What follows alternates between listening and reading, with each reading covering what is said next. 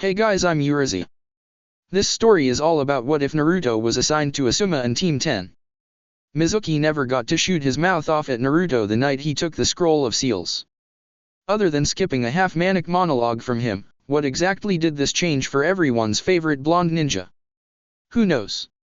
Before we proceed with the story, please like and subscribe to this channel if you liked the video, and don't forget to check the description for the other works of the author if you liked the story. Let's start. Chapter 34, Growing Pains. A few miles outside of Konoha, on a day trip if you will, Naruto stood next to Jiraiya staring up at a very large cliff with a blank look on his face. Every so often he would blink, but other than that he did not move and he did not speak, seemingly stunned into silence by what Jiraiya was more or less telling him. Eventually he turned his head to the side and Jiraiya stopped looking up the cliff as well to meet the diminutive Chunin's gaze. So you were joking about that new training exercise, right? You don't really expect me to do that. Not yet. Jiraiya admitted, but eventually, and by eventually I mean within a year or so, give or take a month or two, you will be pulling this off the way it was intended to be done. Ask me how I know. He knew, because he was going to make Naruto train his ass off to ensure that he could finish this exercise. He needed to get the brat ready to defend himself against tougher foes. Even if he hadn't told Naruto what was to be coming yet, it'll improve your strength and discipline. You have a good amount of one but you're sorely lacking in the other. Guess which? Naruto gestured brazenly to the large cliff face. You want me to climb this thing with one arm? What the hell do you think I'm made of, Ero-sensei? A lot of complaining bitch apparently. Jiraiya muttered to himself before speaking up so that Naruto could clearly hear him. I'm not saying that you have to do it now, but you're going to have to eventually, once per arm, so I'd find some way to practice safely until you get all of the scaredy cat out of your system, because I will be making you do this on this cliff eventually. Who can climb this thing with one arm? Naruto asked in a skeptical manner, wanting to see the person that could do such a thing. At that moment, Kakashi dropped down from the cliff into Jiraiya and Naruto's view nearby from where he had been climbing, dusting his pants off with a relieved sigh before freeing the arm that had been tied behind his back. He saw Naruto and Jiraiya and waved at them as he walked over. Oh hello Naruto, Jiraiya-sama. What are you two doing this far out of Konoha? I thought I was the only one that trained here like this, except for when Guy catches me on the way out of the village, of course. Training with Guy on the cliff was a total pain in the ass for Kakashi. Talk about going above and beyond what's required. Naruto pointed lamely at the masked Jonin. Did you just climb that cliff? Kakashi nodded in confirmation, one-handed. Another nod from Kakashi.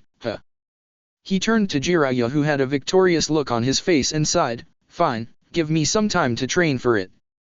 How long did he have to practice to learn how to climb a huge cliff with one hand? How did he even prepare for something like that? No. Jiraiya said sarcastically with a dry look on his face, I wasn't going to let you actually train for this to get ready. I was just going to tie a hand behind your back, shove you up the cliff as far as you could go, and wish you the best of luck before you fell hundreds of feet to your death. He began walking back towards Konoha, only taking Naruto out there in the first place to show him the sight of his next big challenge from his teacher. Stupid brat, acting like I don't know what I'm doing. He turned back to make sure Naruto heard his next words. I've trained a Hokage brat. A Hokage? Taking offense to that, Naruto balled his fists at Jiraiya before turning to glare at the cliff. Kakashi kneeled down closer to Naruto's level, getting the attention of the blonde young man. What's up, Kakashi-sensei? He asked, as Kakashi had always been very cool to him. How's life as a Chunin? Kakashi asked with an eye smile. Sasuke is just chomping at the bit to get a tougher mission these days. He's going a little stir-crazy, but he's almost done healing, so I've thought about getting another mission soon. How are you doing? Naruto rubbed the back of his head sheepishly as he and Kakashi began walking back to Konoha, since Jiraiya had seen fit to let Naruto head back with the sensei of Team 7, while Ino and Shikamaru have been training with their parents, a lot. We haven't really gone on any missions together since we got promoted. Naruto just kept busy with his own training and picking up solo D ranks to stash some cash away for his rent. He wasn't going to get caught with his pants down on that front again. You don't have to wait for Shikamaru and Ino's schedules to clear up. Kakashi said matter-of-factly. I know. Naruto admitted as he fell into step comfortably with Kakashi. While he wasn't the man's student, he felt comfortable around him for some reason. He had felt just that in Nami no Kuni, and at that moment he felt the same way, but it's kind of personal, you know? I want to try another C-rank mission, but we started together. It would be weird if I took my first mission as a Chunin without them. I bet that sounds pretty stupid, doesn't it? Not really. Kakashi said in a comforting manner, it's actually kind of admirable. But you know that for all that's well and good with your team and your friends, you each have to grow in your own way. It's insulting to yourselves and to each other to hang on too tightly. It's like you believe none of you can succeed without the other. Looking up at Kakashi as he heard the man's words, he frowned. It seemed like he was doing that more than smiling these days after receiving his promotion, and it had only been a week going on 2 at that point. That's not true. I know we're all strong. You're all responsible enough to be Chunin apparently. Kakashi said with a shrug, but going on at least your first few missions with your normal team would probably help you adjust, so it's good foresight if nothing else. Don't worry too much about it. Even though he was not Naruto's assigned sensei, he felt a sense of responsibility for him, and he'd be damned if he wouldn't give the boy some advice, at least to nudge him along. Konohagaku no Sato, Konoha Cemetery. Naruto had walked through the rows of simple graves with the names of those buried there, and a smile came to his face as he located the single grave he had come to notice at heart whenever visiting. After the exams ended and things calmed down, he decided to try and locate whatever he could of his clan. If he was in the village, that meant that someone else had to be as well. He found an Uzumaki Mito in the section set aside for those of great importance in the past, but after much painstaking searching he found the one he had originally intended to search for after finally hounding the name of his mother out of the Hokage. He sat down cross-legged in front of the grave marked Uzumaki Kushina, his smile still pasted on his face. It wasn't exactly how he had always wished he'd meet her, but it was way better than his previous alternative of not knowing anything. Hi Mom. He said, trying to speak to her as if she were there. Sorry I didn't come here right after I found out your name and everything. I was kind of busy with the Chunin exams and all of that. Heh, and I kicked some ass too. You'd have thought it was great, Dateba yo. He got a little excited before calming himself back down. He had a name to put with a silhouette that he saw in his mind every so often when trying to think of his parents. If only he had a picture though, that would have been outstanding. Was his mom pretty? Was she a nice person? He bet she was probably a cool ninja. He had to get it from somewhere, right? And their clan used to be famous, so there was that too. He didn't know how long he sat there, but he felt someone's presence walk up behind him, getting him to turn his head to see Tsunade standing there with a set of fresh flowers in hand. Tsunade Bachan? What are you doing here? Again with the grandma thing. Tsunade thought to herself, fighting down some ire. The first time he said it, it was understandable due to the fact that she had been antagonizing him, but now they were at the very least cordial. She had healed him, they had been peaceful all the way back to Konoha. What was with the nasty nickname? Stupid brat, I can go anywhere I want, brat. You're not the only person with people here to visit. Her eyes panned down to the name on the grave in front of him, your mother. Naruto nodded and stood up, not that it really hampered the fact that she still stood over him considerably. Was he really going to get an eyeful of cleavage every time he tried to look straight ahead at her up close? Meh, he needed to stop thinking about that crap. He wasn't Jiraiya after all, so it was time to get back on topic. Yeah. I never got to meet her or anything, but I thought it wouldn't hurt to come out here, you know. A frown came over Tsunade's face. Sorry brat. I don't think I ever met her before I left the village with Shizune. You could ask her about it, but I think she was too young to remember someone older than her like your mother. Oh well, eventually he'd find out something more about her, and his dad too. There was more hope of that now than ever before as far as Naruto was concerned. He looked at the flowers in Tsunade's hands and made an observation. Are you here to visit a grave too? Tsunade nodded and looked over in the direction she had been heading in before she ran into Naruto. Yes. I already visited 2 other graves before this, but I still have one more to see before I can leave. She let out a sigh and shook her head. It's been a really long time. Well, who'd you come to see? Naruto asked bluntly. Why was she about to tell this to some kid like Naruto? No, he wasn't just some kid. He was an Uzumaki, so they were technically connected even if the lineage was murky. That was something. Maybe. I came to see the grave of my little brother Nawaki and a man named Dan. He was Shizune's uncle, and she's still with Taunton at his grave right now if you want to know where she is to say hello. She didn't really want to give Naruto exact specifics on what her relationship was with Dan. No way a kid needed to know anything like that. Naruto nodded in understanding before turning his attention back to the flowers that Tsunade had, but you still have one bouquet. Are you looking for someone else? Do you need some help? Tsunade blinked before smirking at Naruto and putting a hand on his head to ruffle his hair. Nope, I know where I'm going, kid. As a matter of fact, I'm almost there too. You want to see? Naruto looked around unsurely before nodding. Well then come with me, she said, leading Naruto off a little bit further into section set aside for great village heroes and the like, Uzumaki. You know your clan used to be the driving force of a whole village? They had half the ninja world shaking in their boots for a while. What happened exactly? Naruto asked, not only trying to make small talk, but because he also had no idea what had happened. Instead of a straight answer though, Tsunade shook her head. Beats me. It went down during the Second Shinobi World War. They were helping us in our battles, opening a new front and sending ninja to prevent Kumo from sneaking in the back door while we were fighting all out against Suna and Iwa. It worked, but they were weakened in a sneak attack from the east by Kiri took them down. Great, more cloak and dagger crap from 20 plus years ago. Maybe his mother had records in the library that he could look up?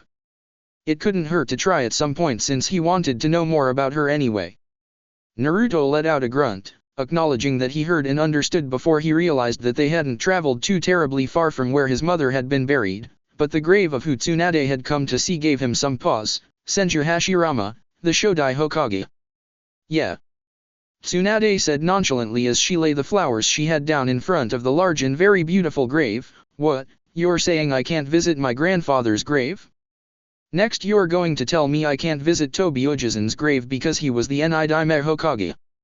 She seemed to ignore Naruto's follow-up slack-jawed stare but wasn't above picking with him. You should probably shut that unless you're practicing some kind of new beginner toad sage training, and you don't even summon Jiraiya's toads. Naruto's mouth shut with a snap before he started pummeling himself in the head to clear his thoughts. Gah, this is just too weird. Why do I know so many important people? Ero-sensei is Sarutobi Jiji's student, Asuma-sensei is Sarutobi Jiji's son, Tsunade Bachin is Sarutobi Jiji's other student and she's related to 2 of the other 3 Hokage we've had. An amused look came over Tsunade's face as she literally watched Naruto beat himself up before stopping him from bruising his poor face any longer. I can't in good conscience let you beat yourself up like that, I'm a medic nin after all, she said, grabbing one of his hands to prevent him from doing just that. Tsunade then looked at the grave of the Shodai Hokage again. Hashiaji-san and Tobi Ujizan both died in battle, my little brother did too, and so did Dan. All of them either wanted to be or actually were Hokage. That was why I said what I did to you. A kid like you doesn't need to go out on their shield like that. Well, at least she wasn't flat out cutting him down. Was she trying to advise him? In the hospital in Tetsu no Kuni after the exams she seemed way snippier about trying to get him to realize that being Hokage was a bum job. Maybe it was because it was just the 2 of them? A while later, village streets. After they had all finished up with their time at the graveyard, Naruto, Tsunade, and Shizune with Taunton in tow walked back through the village together since they were going the same way for the time being. Naruto had to admit that Tsunade really wasn't that bad though, first impressions aside. She was just a little bitter and it seemed that being in the village again after so long was making her nicer and keeping her calm. She'd have never admitted it though, and even Shizune seemed happier to be back because she couldn't help but look absolutely radiant just to be walking around. Speaking of which though. Hey Tsunade Bachin. Naruto asked as he held his hands up behind his neck lazily, eyes squinting for no particular reason.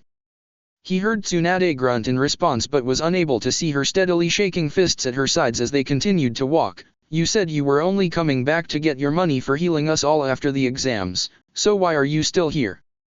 It's been 2 weeks. Tsunade, having long since fought down her urge to pick Naruto up by the collar of his flak jacket and chuck him through the front window display of a nearby store, merely sighed and wondered if he would ever stop calling her Tsunade-bachan. It was going to wear on her last nerve sooner rather than later. Sarutobi-sensei is sandbagging his shit with the pay, doing it in installments. He probably thinks that the longer I wait here the more I'll want to stay once he finishes paying me. Is it working? Naruto asked with a grin. Shizune listened intently as well, interested in the answer for her own reasons. Hell no, was the effortlessly uttered answer from Tsunade. Sensei can play the little waiting game all he wants. When that last Ryo drops into my hand I'll be out of here within 2 days. Mark my words. Though she made certain not to let Tsunade see it, Shizune had a deadpan look on her face. Hokage-sama knows what he's doing more than he thinks. He's paying you in installments so that you can wear the money down before he gives you more. There's a good chance you'll splurge too much before he finishes paying you and we won't be able to leave, especially if you remember where the gambling places in town are. Tsunade wasn't giving Hiruzen enough credit. For as nice as the old man usually was, he could be downright devious if he felt the need. There's a reason I try to handle most of the money we come across, Tsunade-sama. She thought to herself. She wasn't about to voice it out loud though. Shizune wanted to stay in Konoha for as long as possible.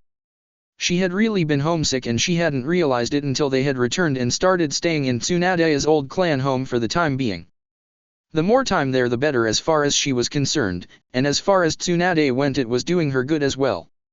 The group kept walking in silence until an ear-piercing scream broke through the tranquility, not only stopping them but alarming everyone else on the street at the high-pitched noise. Oh my gosh, I can't be that lucky. It's Tsunade-sama. Hearing the young feminine voice put Tsunade on guard as she started looking around rapidly, almost in fear. No, no, no. Come on brat, Shizune, we need to get out of here now. Why? Naruto said before releasing a pulse of his location jutsu and smiling at the person he sensed coming their way. It's just Tenten. He then turned in the appropriate direction on the street and began waving. Oi, over here Tenten. What's up? Due to turning his back he missed Tsunade rapidly waving her arms as if to beg off from seeing Tenten.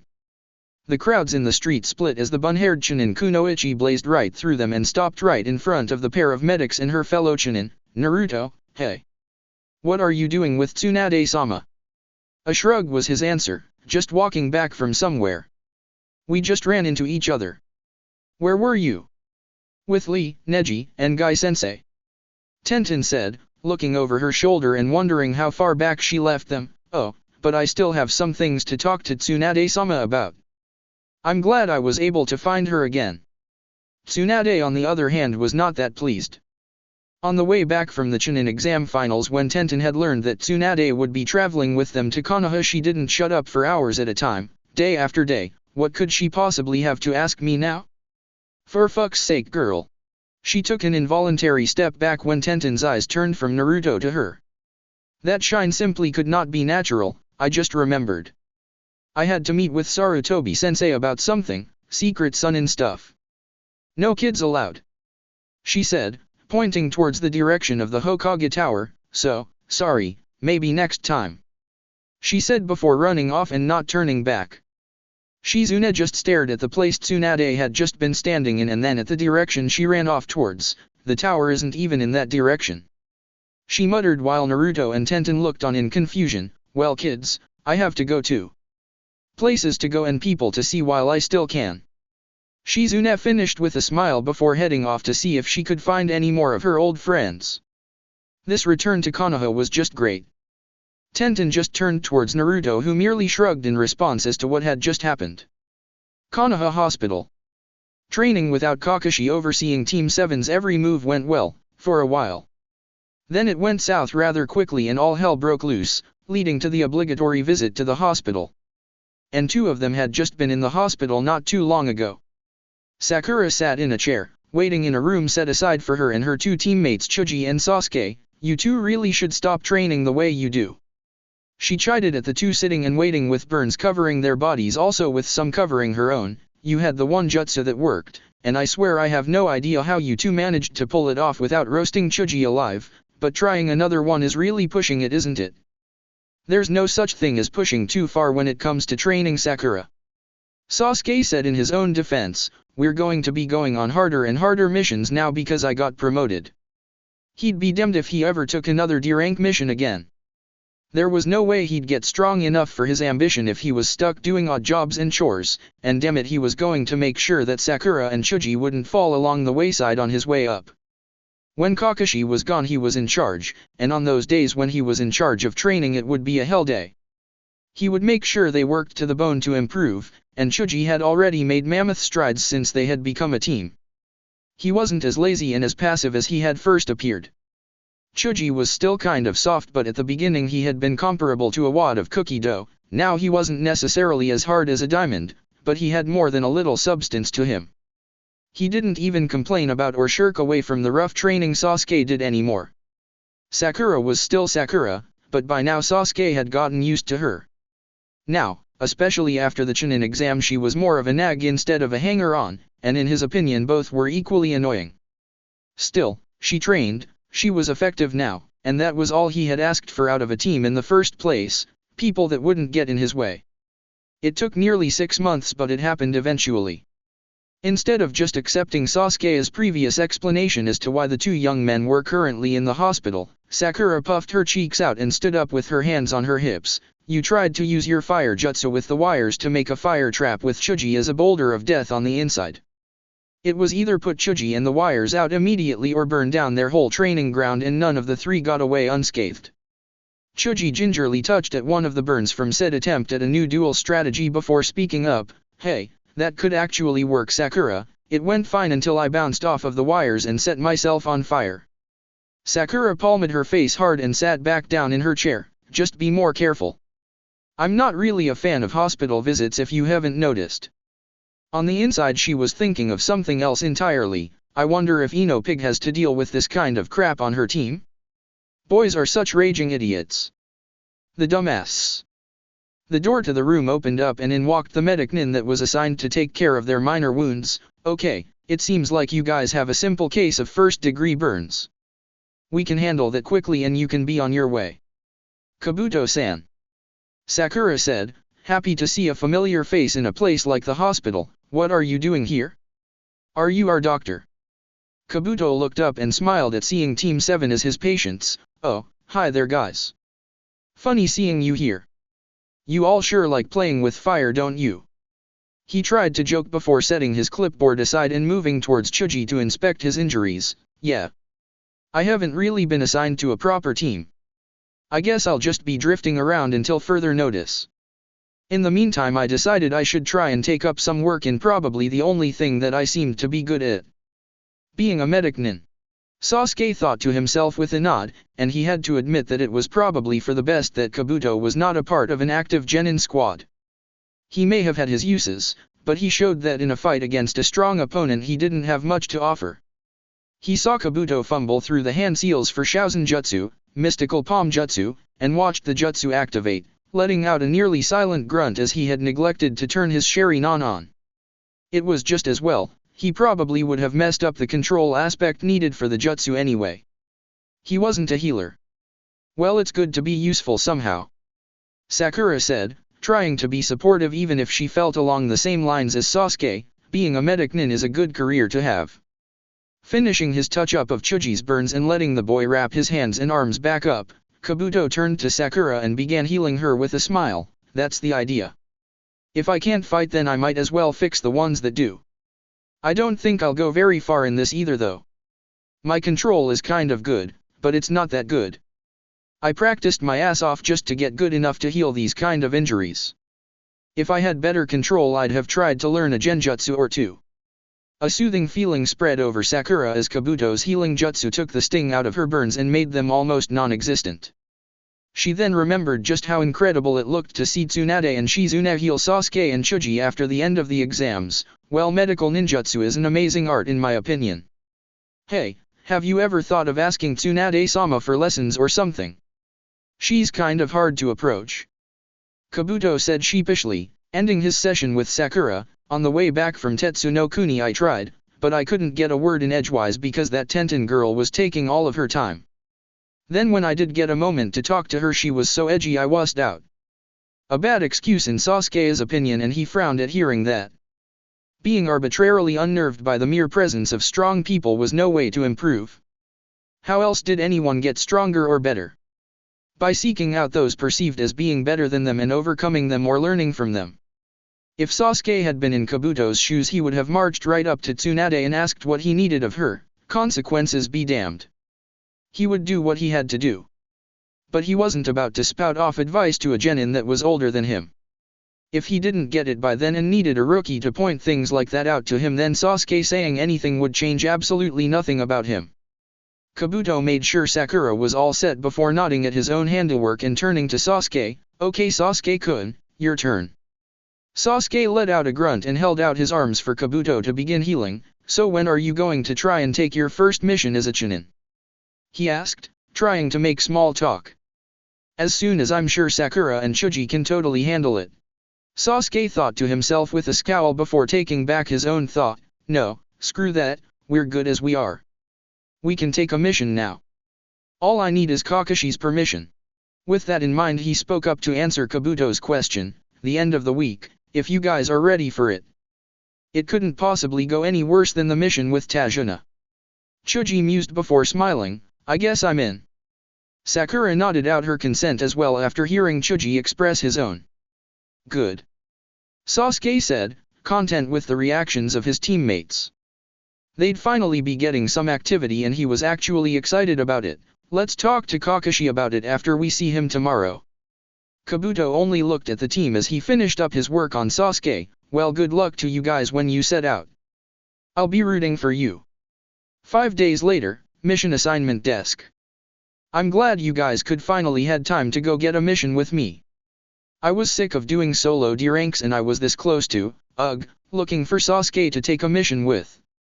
Naruto said, rather excited about the forthcoming work guaranteed for him as he was intentionally picking with Shikamaru and Ino.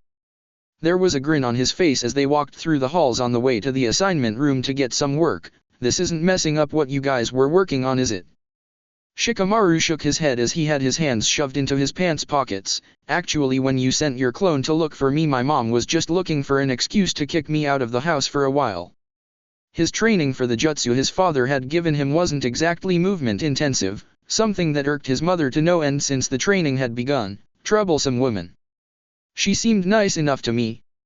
Naruto commented in response to the lazy Chunin. Nara Yoshino was pretty nice to his clone that morning for having never personally met the woman himself. She even offered to feed the clone some breakfast, and if it hadn't been under strict orders to do its job and dispel it, would have taken her up on that offer. Because you're not her kid. Shikamaru said, that's another story though. Ino chimed in at that point, bumping Shikamaru with her elbow. Oh please. If you showed some initiative instead of being a lazy ass all the time, Yoshino would be sweet to you all the time. You'd think that by now you'd see how your dad gets by acting like you and you'd get your crap together. Too much work. Was the immediate response from Shikamaru. Underachieving was his calling in life. It may have been easy work, but someone had to do it, and he was just the man for the job. You're hopeless. Ino remarked with a shake of her head and ponytail. Slacking your tail off isn't any way to get ahead, but you were promoted, so I guess this will have to do for now. With that being said and the doorway to the assignment room being open, she pumped her fist excitedly. Alright, let's get this show on the road. I'm so ready for the mission. No more crappy D ranks dash. Unless one of us is short on rent money for the month. Naruto finished in her stead, stealing her thunder with a fist pump of his own before realizing that he had taken all of the air out of the moment. I'm just saying. But yeah, mission time. Let's roll, Dateba yo.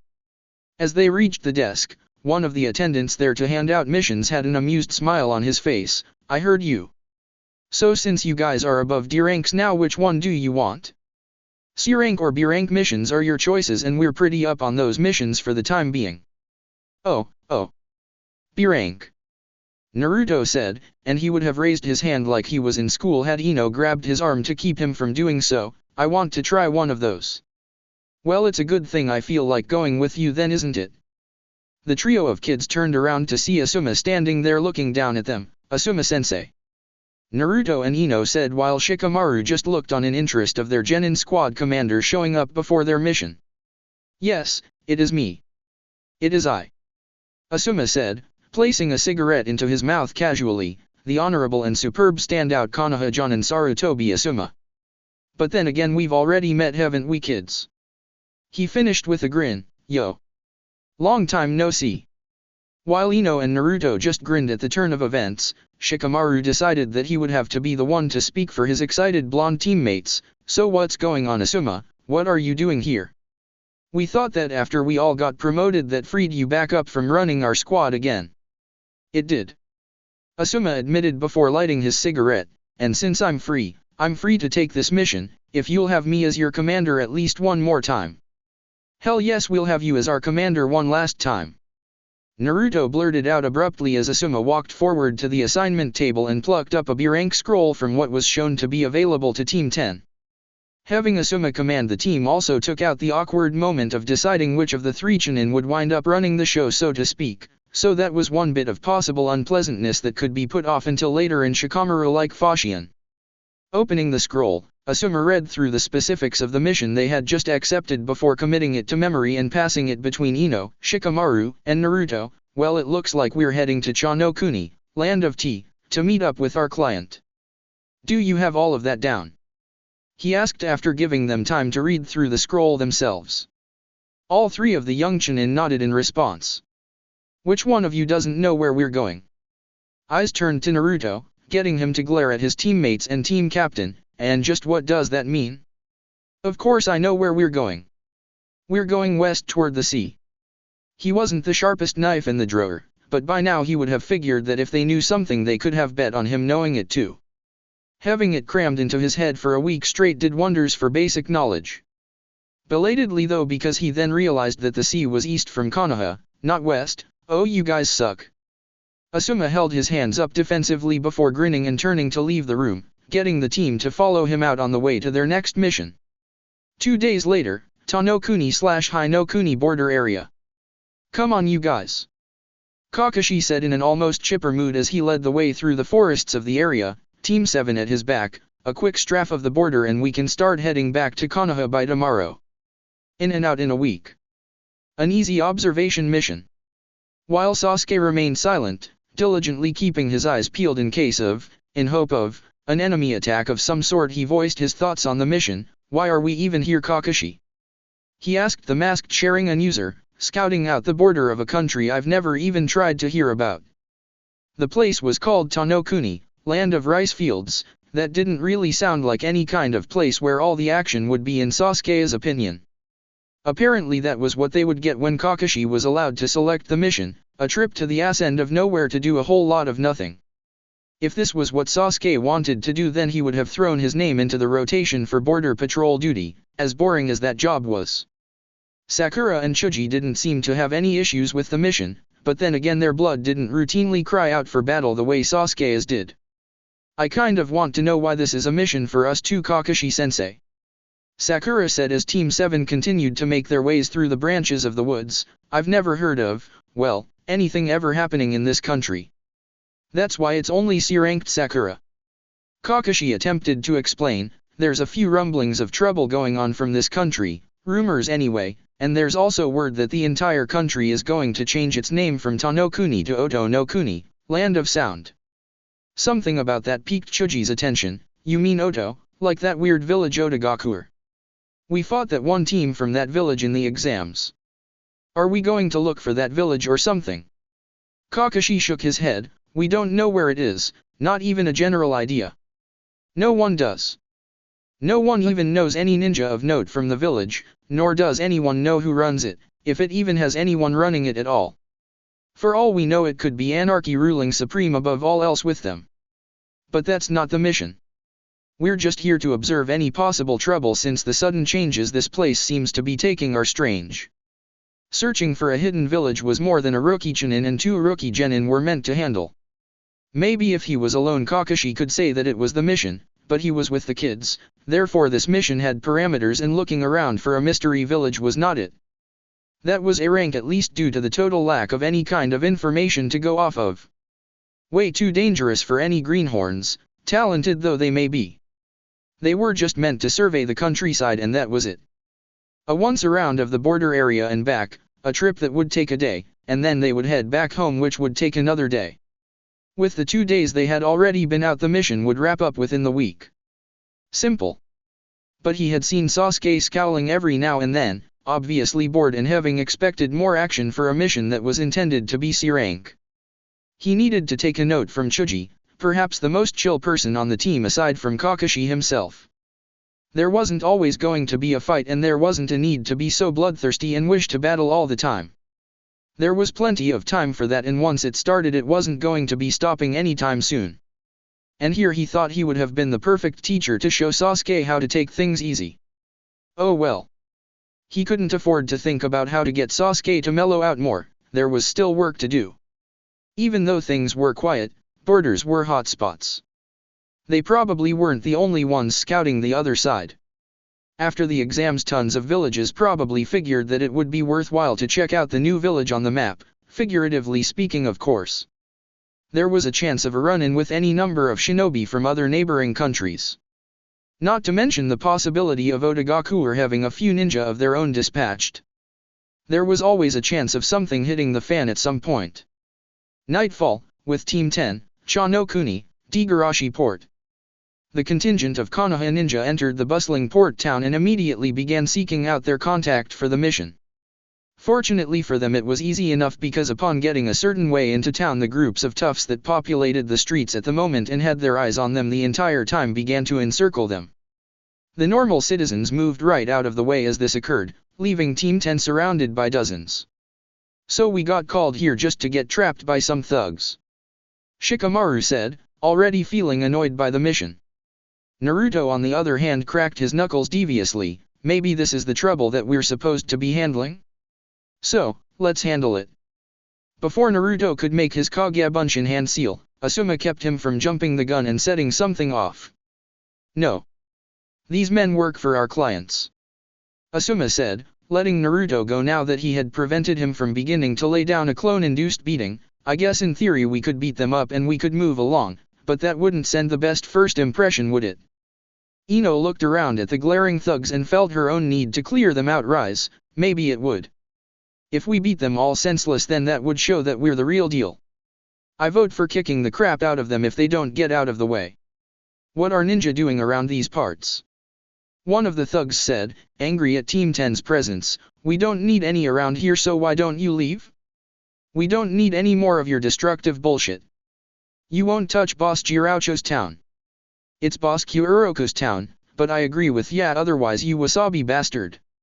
A cheer went up among the men as they were determined to be good underlings to their respective superiors and stanch the ninja threat to the town until Asuma calmly spoke up again. If you're talking about Wasabi Jiraucho and Wagarashi Kyuuroka, then you should know that they're the ones that hired Konoha ninja for this mission. The thugs seemed to calm down at that revelation as another one of them spoke up, you guys are from Konoha. Naruto and Asuma flicked their headbands' metal plates while Ino did the same with hers tied around her waist and Shikamaru did the same with his wrapped around his arm, making a pinging noise. And that got the masses to clear away from them with great haste. Asuma rolled his eyes and decided that enough was enough. Listen. We're here and we're ready to get down to work. So if you want us to try and go out to solve whatever your problem is, you need to take us to our clients. The authority and aura coming from Asuma got many of them to pause and freeze in place until he barked loudly again. Any time now would be great. With that they scattered and ran towards the direction that was figured to be where they would have to go to find the clients for their mission. Ino stared at the panicked men running away and turned up to Asuma. Wow, sensei. I didn't think you had that in you. Who knew? Did they really make you that mad? It wasn't really them that did it. Asuma admitted grumpily as he walked ahead. I didn't restock my pockets with cigarettes before we left and I'm out, and Naruto's being stingy and not sharing his. Naruto stuck his tongue out at the back of Asuma's head but almost bit it when he felt the killing intent from his squad leader. Being a Chunin doesn't put you above an ass-kicking kid, he warned testily without turning back around. Screw that, I only have the one pack, and it's not even full, Naruto said lowly as he and the others followed behind Asuma. He felt probably shouldn't try to smoke in Asuma's presence again until the man got his nicotine fix either way though. The team wound up at a restaurant that had men from both the Wasabi and Wagarashi families outside just staring at each other in the form of a standoff of sorts, as if there was some kind of uneasy truce between enemies. Once getting inside, however, it was very much the same. Two long tables on two sides of the room with the men from one family sitting and the other family doing the same on the other side. It was silent as they all ate and glared at the other table, not taking their eyes off of the other side. Asuma cleared his throat to get attention and all eyes turned towards Team 10. Ino backed up a step, moving behind both Naruto and Shikamaru as her human shields for the time being. What's with this place? It looks like everyone's one step away from trying to kill each other. Welcome to Degarashi Port. The presumed leader of one side said as he stood up from his table. He seemed to be the leader because of the jacket he wore over his kimono attire. He had gray hair and a rather strong but kind appearance as compared to the man that looked to be the leader on the other side, a man with a spindly mustache, a wart above his left eye, a dark swindler-looking hairstyle, and a weaselly look about him. I am Wasabi Jirauchu of the Wasabi family. And I am Waigarashi Kyuuroku of the Waigarashi family. The weaselly-looking boss said, the one who hired you. He finished with a grin that made the skin of the kids crawl. Jirauchu shook his head at Kyuuroku's version of the introduction. We both hired them together, because we realized that the problems going around the area were the concerns of both families. Kyuuroku sat back on the Seiyushian that was his seat with a sneer. Yeah, whatever. You simply know that your men weren't up to the task of actually handling the protection of Degarashi Port. I don't know why you still think you're in control of this town. He jabbed, getting his underlings to chuckle at the shot taken at their rivals. Yes. Jirauchu said calmly with not a hint of anger in his voice, because your men were protecting your business interests so well, you didn't feel the need to hire a team from Konoha, did you? A wry grin then made its way to his face. Oh wait, you did. As a matter of fact, you were on the hook for half of the bill it took to hire this team. In response to the dryly delivered comeback, Kyuuroku decided to take his attention off of the community leader and put it on the team that had come to accomplish the mission. What is this? I paid good money and all that village could send me were a trio of screaming brats and their babysitter. Ino, Naruto, and even Shikamaru took immediate offense to that before Asuma stepped in. The vests that two of them are wearing indicate that they are Chunin, advanced ninja. The girl isn't wearing hers, but she's a Chunin as well. They're actually qualified to take this mission on their own, in all honesty. I'm just tagging along. I can assure you that we can get to the bottom of your issue. That's all I need to hear, quite frankly. Jirauchu said amicably with a smile. Since your other employer has not expressed any interest or confidence in your skill set, I believe that I will give you lodgings for the duration of your stay in our lands. Oh no, you don't, Wasabi. Kyuuroku snapped suddenly, slamming his hands down on his table sharply. Do you honestly think you can pull the wool over my eyes and get one over on me? You'll take the shinobi all for yourself and leave me defenseless to be killed the way you almost were the other night. I will not have it. Asuma could feel the tensions in the room rising as both sides seemed gearing up to fight for their family heads. It wouldn't do to have their clients kill each other on the first night. It's fine. How about this? I'm a Jonin, so I myself will stay with Waigarashi-san. Anything that happens, I can handle it on my own. Naruto, Shikamaru, and Ino are Chunin in a well-oiled unit as a team, so they will stick to Wasabi-san. Is this agreeable? Letting out a snort, Kyuuroku had to admit he felt like he had the better side of the deal. He would have a Jonin to ensure that he was safe at all times, while he could insist on Jirauchu letting one or two of the brats under his roof go search for the source of the region's trouble. And with one of the, in his opinion, lesser ninja guarding Jirauchu, there was a better chance that in the case of an assassination attempt the attacker would succeed and thus wipe out his rival over control of Degarashi Port. Yes, that arrangement would work out splendidly. It's fine with me, Kyuuroku said, full of confidence. Jirauchu nodded his consent and made a motion to one of the people at his table. Yes, it works out just wonderfully. Jounin-san, you can remain here with us and you may leave with Kyuuroku because he is so security conscious. Our young friends here will be seen to my home by Idate here. Idate turned out to be a young man around Team 10's age with brown hair in a spiky ponytail and brown eyes. He wore a navy blue top with a high collar that had light blue long sleeves, navy blue shorts that were bandaged around his thighs, a yellow pack around his waist, and light blue leg warmers over his sandals. Walking up to Team 10 with a displeased look on his face as he looked the lot of them over, he simply jerked his head and walked out with a click of his teeth, indicating that they were to follow him, Blonde Hottie and her two tagalongs. He said, loosely addressing Ino, "Let's go." Shikamaru sighed and rolled his eyes as they followed Idate out. Well, isn't this mission starting out just swimmingly? Idate led Team 10 through the streets of Digarashi Port while they followed behind him, stupid Konoha ninja. They heard him mutter to himself quietly, though it was obviously done loud enough to intentionally get their attention. "Excuse me," Ino said, stopping in her tracks and putting her hands on her hips with a glare on her face. "What the hell did we do to you to deserve that? We're here to try and help you. Hasn't your boss been getting attacked?" "Yeah," Idate said suddenly, rounding on the young Chunin heatedly, "by ninja like you. I know how you operate, and those ambushes and all of the stuff that's been happening to the Wasabi family at Digarashi Port is a ninja's work." Shikamaru didn't know what this guy's problem was, but it was killing the mellow vibe the rather calm night was giving him. "Listen up, I don't really care what your beef is, we're here to work and get out of your face. So why don't we all just let whatever issue this is drop?" Having Ino kill this kid in the street was not going to do anyone any favors. "Wow," Idate said snarkily, "what a Chunin thing to say. It looks like those vests aren't just something you two picked up at a novelty store. And what about you, sweetness?" He said to Ino with venom in his tone, "There's a reason you don't prance around in your vest like the other two." Taking offense for Ino's sake, Naruto was about to knock Idate's block off.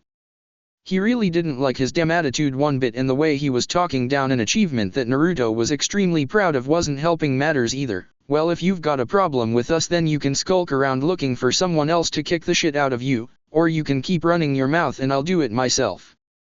Nobody talks about Ino-chan like that." Ino couldn't help but feel a smile come to her face at hearing Naruto defend her in his own blunt manner. "Ah, Goldie-kun. Except for me, Sakura, and maybe Shikamaru if he feels like it." "Damn it, Goldie-kun," Ino thought to herself in a rather sour mood, pumping her fists heatedly out of sight of anyone else. "It's always one step forward and another step back with you. And you were looking so cool for a minute there."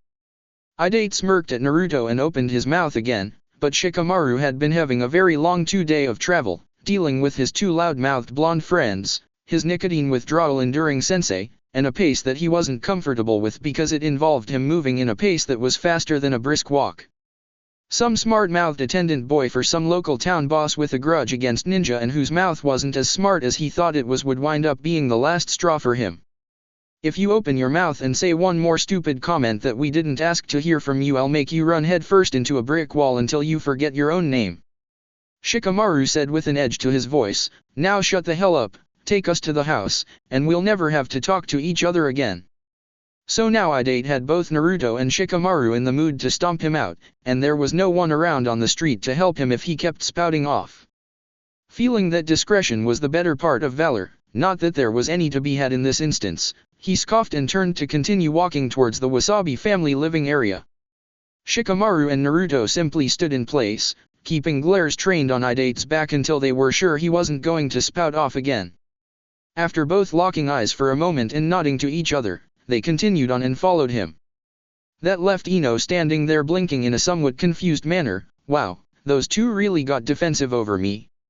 She'd probably clock them over their heads later and say that she didn't need them to defend her and she could have put Idate in check by herself, but for now it felt nice.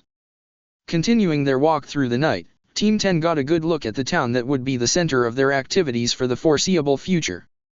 A vacant lot with a rather large warehouse about to be constructed caught their eye for a moment, but they turned away after observing the site for a few seconds to take in the sight.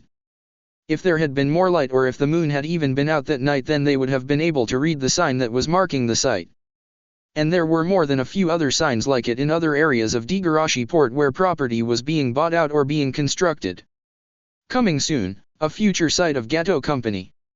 Omaka, training day. For the love of... Kiba said, sitting on the forest floor with Akamaru in his lap as they both looked up at Naruto hanging from a tree branch. "Come on.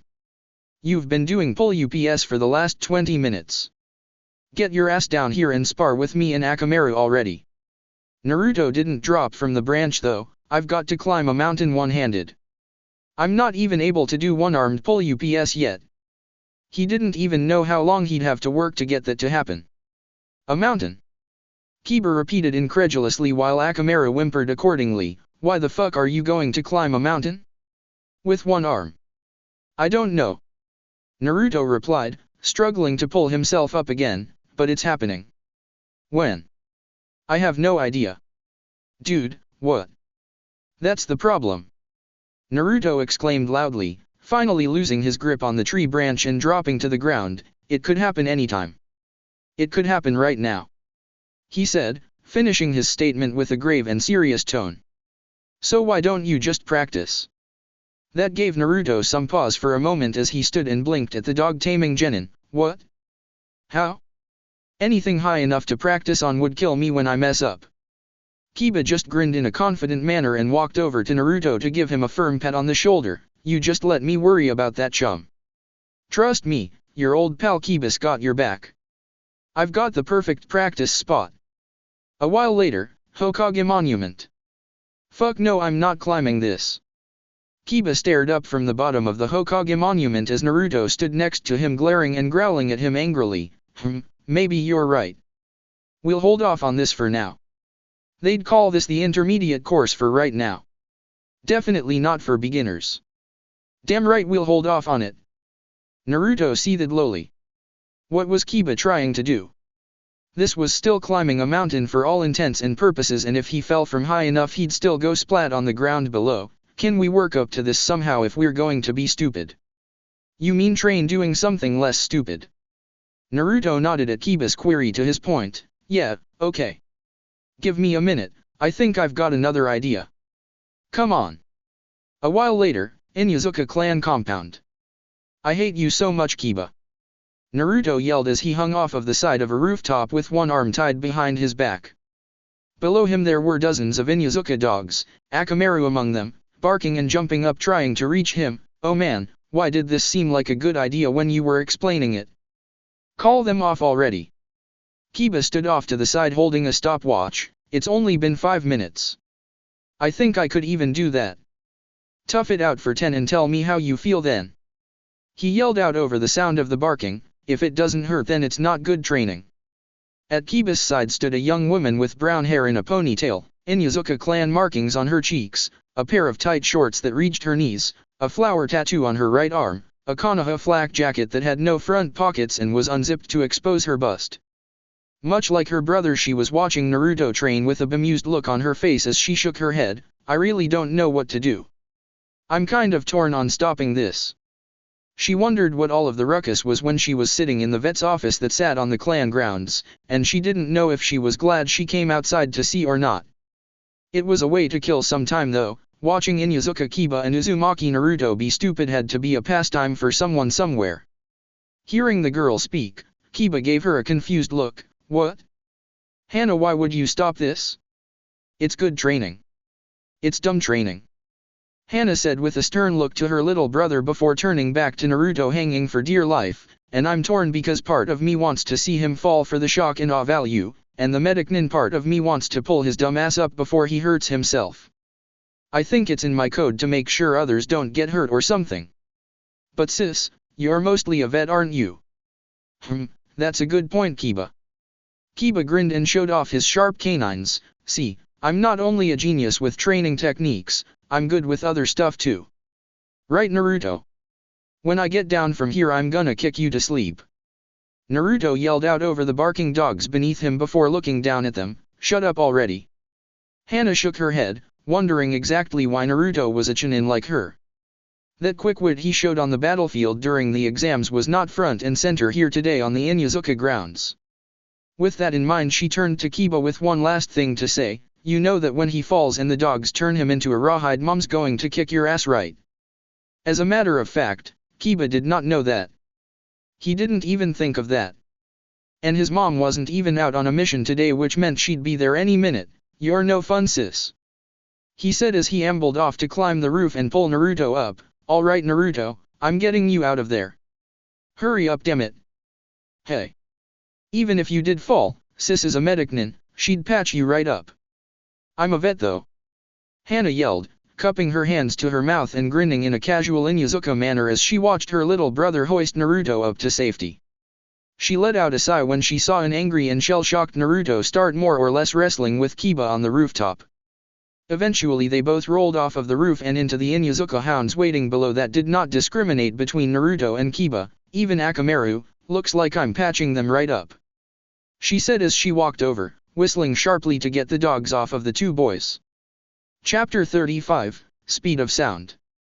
The Wasabi family house was huge and there was plenty of space for Team 10 as guests, especially since they were treated as guests of the boss himself. Naruto, Shikamaru, and Ino were given a room to stay in with plenty of room for their bedrolls. Despite the rather unpleasant first impression that they had received upon entering Degarashi Port and from being led to the house in the first place by Idate, the trio of Nuchinin were up bright and early to get started on their assignment. The only thing was, they needed to know where to start in the first place.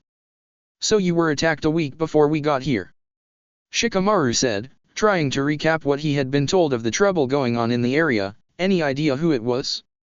Did someone hire an assassin to take you out? Jiraiya shook his head with a grave look on his face as he took a sip of his tea at the table for the morning meal. At first I believed it was Kyoiroku and the Wagarashi family, he admitted before letting out a sigh, but he had an attempt on his life as well with a similar attack style used against him. We believe it was the work of a ninja, so after some discussion we both agreed to hire a Konoha team to try and deal with the issue. From getting up so early, Ino let out a yawn as she looked around the room. Asuma-sensei is late getting here. Do you think one of us should pop over to the other place to go and get him? About that, Jiraiya said, referring to Asuma and Ino's comment on him being late. A messenger from the Wagarashi has been sent to inform me that your sensei has been requested to stay with Kyoiroku as his bodyguard for the duration of your mission and the trouble plaguing Degarashi Port, in case of another attempt on him from the assassin from before. Your sensei assured us that you were all able to handle the active portion of the mission. Well, that certainly wasn't satisfactory, even with the shining, ringing endorsement from Asuma. You know, we can give you some protection too while we look for whatever's messing with things in your town. Do you want us to do that? Shikamaru asked, mostly out of courtesy and so they could make sure one of their clients didn't die. It wasn't exactly their preferred method of operation to split up, so they probably weren't going to do that to keep one team member with Jiraiya at all times. Naruto could keep a mess of clones with him though. If those weren't enough to deter an attack on their own, they could at least be the team's early warning radar and buy some time for them to make it to the scene of the attack while they were searching around town. From the comfortable smile on Jiraiya's face, he seemed to like the idea of some protection being left for him as well. He had his men to keep him safe, but he wasn't daft enough to turn down any extra security. A nod gave the team their answer on the matter, but I would like to extend as much assistance as I'm able to provide to help you out with your mission. I'll send a guide to see to it that you find your way around easily. Ino frowned deeply as she had a bad, nagging feeling at what they were about to hear. If this is who I think it is, I don't think I'm going to like this guide so much. With Asuma. While Asuma was the Jonin that was really in charge of the mission, it was still Naruto, Shikamaru, and Ino's show. This was why Asuma didn't really mind that much that one of the clients, the one whose home he happened to be in, was a sniveling rat of a man that demanded, that he provide protection from assassination for him. Not only was this a chance for the kids to show their stuff, in case of an assassin, well, if Asuma was hypothetically slated to kill either Jiraiya or Kyoiroku, he'd definitely kill the asshole first. If the assassin thought like him, then Asuma would be the one to run into whoever it was anyway, since Kyoiroku was far ahead in the asshole department. Apparently the two of them were rivals for the control of Degarashi Port's affairs. Like the mayor, or pretty much the person that oversaw all interest involving the town, which was a rather prosperous site of commerce and travel. Kyoiroku could see dollar signs in that kind of position, thus he endeavored to somehow wrest the position away from Jiraiya by gaining more influence in town than him, and after sticking around the man, he seemed to want to take control by bullying the small business owners and undermining the Wasabi family's way of handling day-to-day affairs in the town. Yeah, in the case of an assassin that was slated to take out both of them, he'd definitely be shooting for putting down Kyoiroku first, just out of general principle if nothing else. Asuma was served towards trying to get as much dirt on the current state of affairs as he could for the sake of his team, thus he began questioning Kyoiroku while they were walking through town as he and a contingent of the man's underlings went about their daily rounds. So did you see your attacker when it occurred? Asuma asked, inquiring about the assassination attempt on Kyoiroku. Did you see a certain insignia on the metal plates on their headbands like the ones we wear or anything? Attackers. Kuroka corrected as he saw kids clearing the street as he and his men walked. It was good to be a man in charge in his opinion. There were more than one, but they were wearing those stupid full-head face masks so no one saw anything that really stood out about them. It was dark as well, so if they had those metal plates none of us were paying attention to them. So there wasn't enough info to identify a particular village. How many attacked you? Not sure. Kuroka said as they passed a fruit stand and he absent-mindedly snatched a piece of fruit without paying. Like I said, it was dark and they stuck to the rooftops and shot bows at us. Damn ninja. No offense. The vendor did nothing due to the copious amounts of armed men with him, but when he looked down at his stand again he found the proper amount of money laying there to pay. None taken. Asuma said dryly as he put his wallet back in his pocket unseen by anyone else after paying for the fruit that Kuroka swiped on a whim. But bows, those are weird weapons for a ninja to use. That's more of a samurai thing, archers. Konoha sure didn't have anyone that used a bow. One of them guys didn't have a mask, boss Kuroku. One of the Waigarashi thugs said, trying to be helpful as the surrounding men had no choice but to eavesdrop on the conversation at hand. Remember? The last one to leave. Oh yeah. Kuroka said as if his memory had been jugged by his henchmen. After the attack, when we had finally gotten cover to hide from the arrows, we looked out and saw one lady standing out in plain sight on one of the roofs, just looking at us. She was good looking too, boss. Damn right she was. Kuroka said, scratching his chin. If the bitch weren't trying to kill me and if we'd met somewhere else, then I'd have probably been trying to make a pass or two at her, if you know what I'm saying. So they saw someone? Now they were getting somewhere with this whole thing. Maybe whoever it was and their affiliation could be identified in the bingo book if they had enough info on her. So did you get a good enough look at that person to tell me what she looked like? It was worth a shot to ask in case one of them had been able to. Digarashi Port, shipping area, on board a transport ship. The town of Digarashi Port had a rather bustling trade as it sat at the tip of a peninsula that pointed southeast from the mainland. Thus they were able to get loads of business from maritime travelers of all sorts and were able to import various sundry goods and export their copious amounts of different teas to interested merchants, giving them a lucrative export. This meant that the docks were always very busy, and with all of the ships in the area, checks were very lax with the lack of trouble the nation of Chanokuni saw. With no shinobi villages and a daimyo that did not engage in conflicts, they saw no danger. Which was why in the hold of one ship emblazoned with the Gato Company tag on the side a rather decent-sized force of shinobi sat around waiting for their next dispatch. At a table, men were betting their pay in games of poker, all of them wearing long grey tunics, grey belts, black pants, and black face masks with the symbol of a musical note on the metal plate sitting on the masks' foreheads. The commander is coming. A bald man said with authority in his voice as he walked into the room.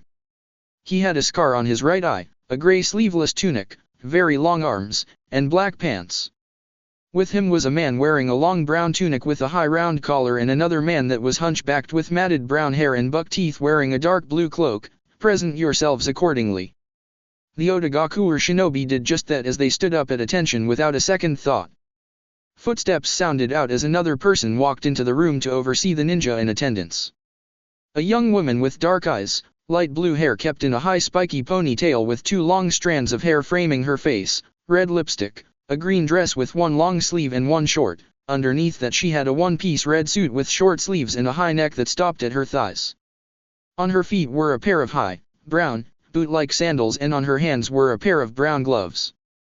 The scowl on her face turned to a smirk as she looked around at the three men that had entered prior to her arrival. You Fuma clan guys certainly do work well.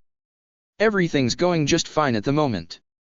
Why didn't we kill the two during the outright attack? One of the Fuma clan men said, the one with the brown tunic and dark hair. Waigarashi was especially a sitting duck. The woman walked over to him and gave him several hard pats on the cheek, because if we killed Waigarashi or Wasabi their land wouldn't be up for open grabs. All of their assets would be requisitioned by Chanokuni's daimyo. That's not what Gato wanted. He wants the prices of this land driven down so that he can pick it up for the cheap. Of course we could have killed them whenever. That's not the point of the mission and it wouldn't help anything. The look on her face was pleasant, as was her tone. But there was an edge to her tone that was clear to all listening. Any other questions on my directions, Kamikiri? The man Kamikiri shook his head rapidly. No Gurren. That's all. I was just asking. He said a little fearfully, letting go of a breath once Gurren ghosted past him. Damn.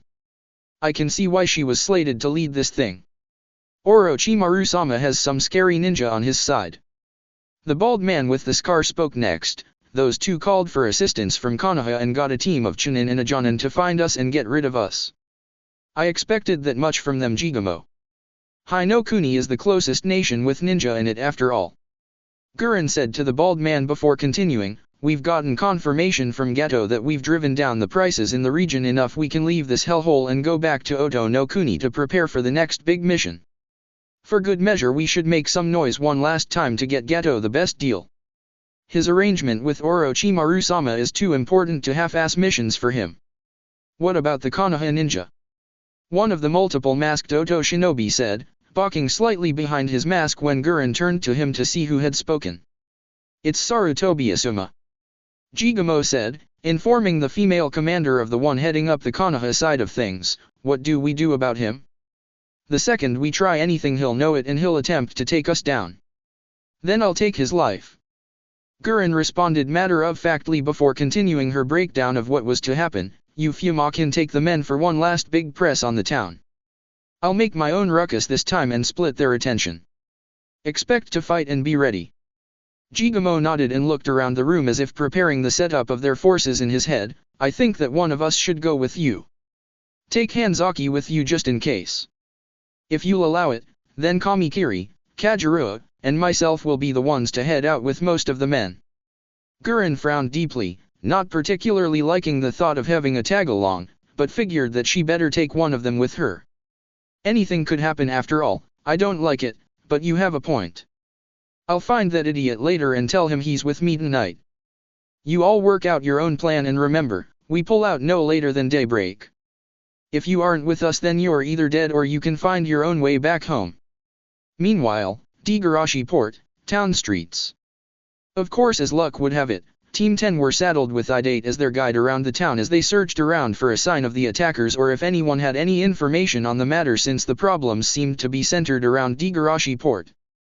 And as they did this, eventually while Ino and Shikamaru were speaking with a group of dock workers with the day off sitting outside of a bar, Naruto stood staring at a sign that had caught his attention across the street with a scowl on his face.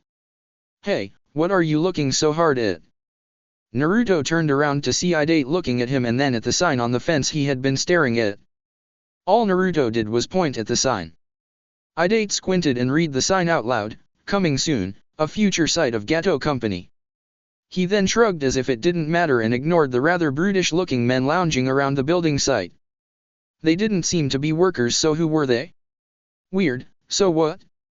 Gato is a rich guy. I'm surprised he didn't try setting up shop around here any sooner. That's because he was too busy leeching the life out of Nami no Kuni until a few months ago.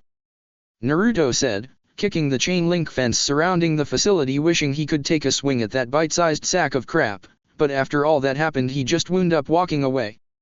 Well, running away. But the point was that he managed to escape without a single repercussion for his actions. Clearly there was a lot that I-8 didn't know about Gato, but it wasn't the issue at hand at the moment. He'd have to look into it later. Your teammates are asking around about anything strange, trying to find out who attacked Boss Jiraiya. I'm guessing you want to see the place where we were jumped. Naruto nodded and they proceeded towards the area where it had occurred. So I-8 was actually going to help them? From the way he was speaking it could be perceived that he just cared a lot about the boss of the Wasabi family for some reason.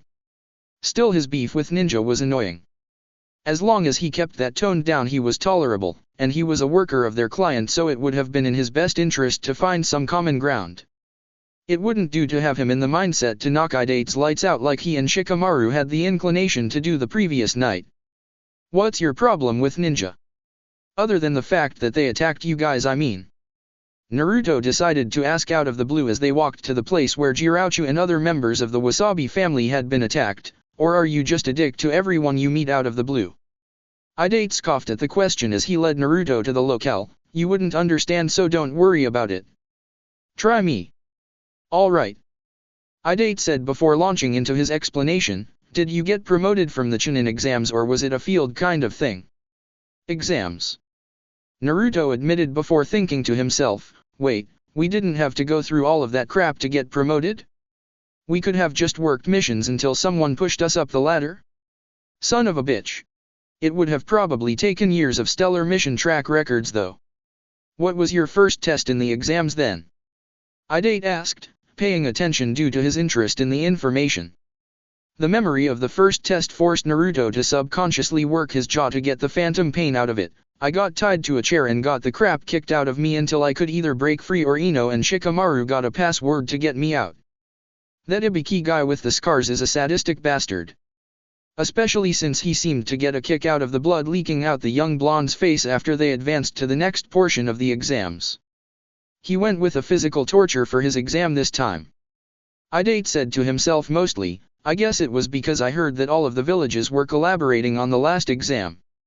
He can do straight physical torture, but it's not really my brother's style. You don't say. Naruto said before almost tripping over his feet in the street after registering what Idate had said. Wait, brother? You're telling me that the freaky interrogation guy Ibiki is your brother? Yeah.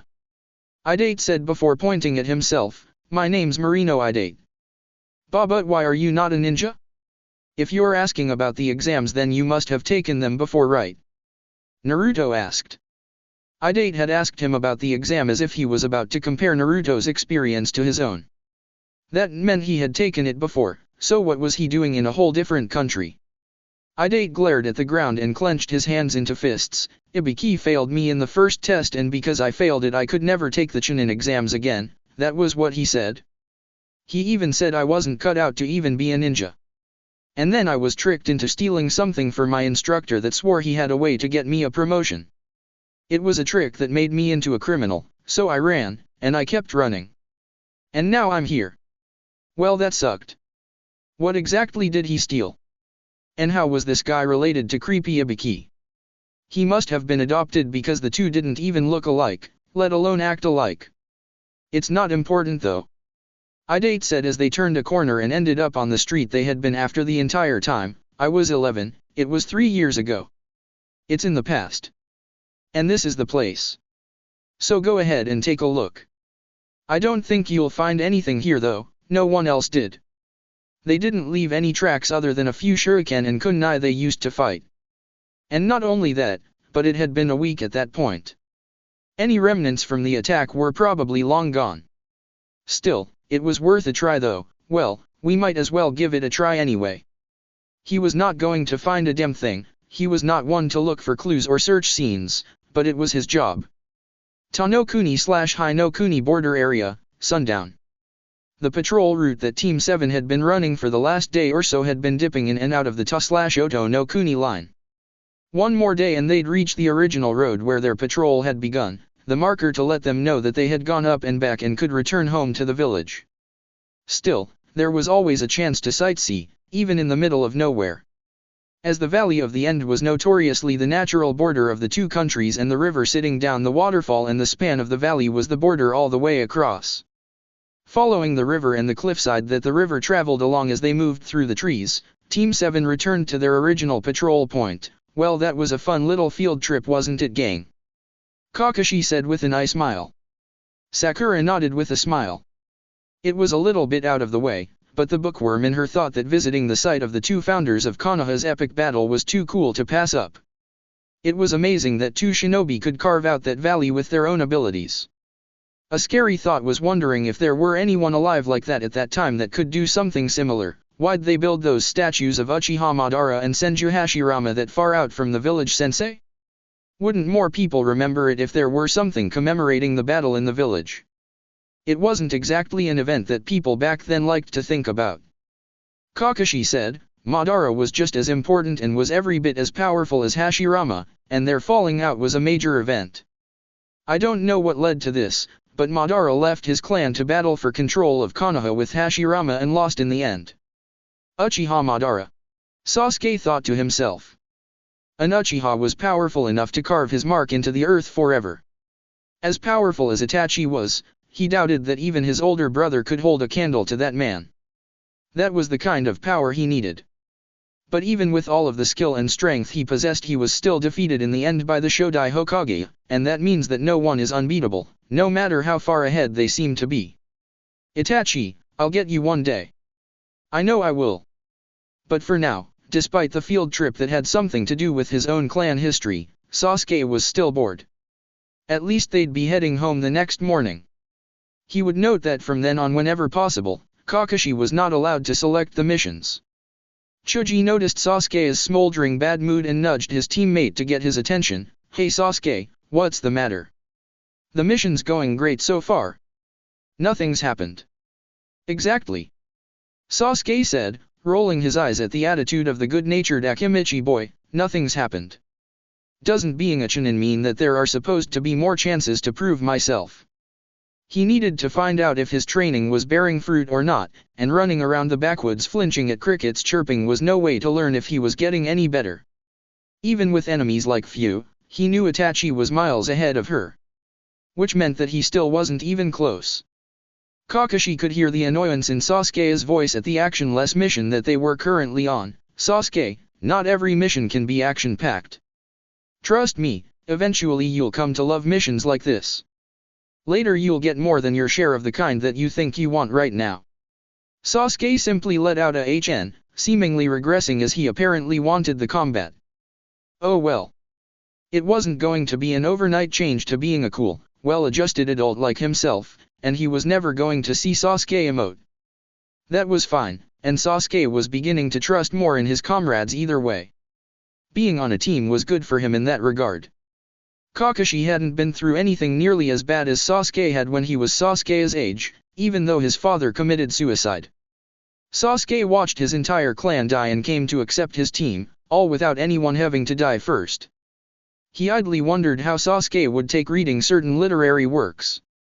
It might help the kid mellow out like himself, and learn to accept and embrace the copious amounts of fangirls that it was clear still wanted him. While he was thinking though, his attention was diverted by the sound of something ripping through the leaves of the trees around them, and it wasn't a bird or another woodland creature. Cover. Hearing the easygoing voice of Kakashi change into one of urgency at the drop of a hat, all of Team 7 stopped advancing through the trees and took cover behind the nearest trunk that each of them could reach while staying in the branches.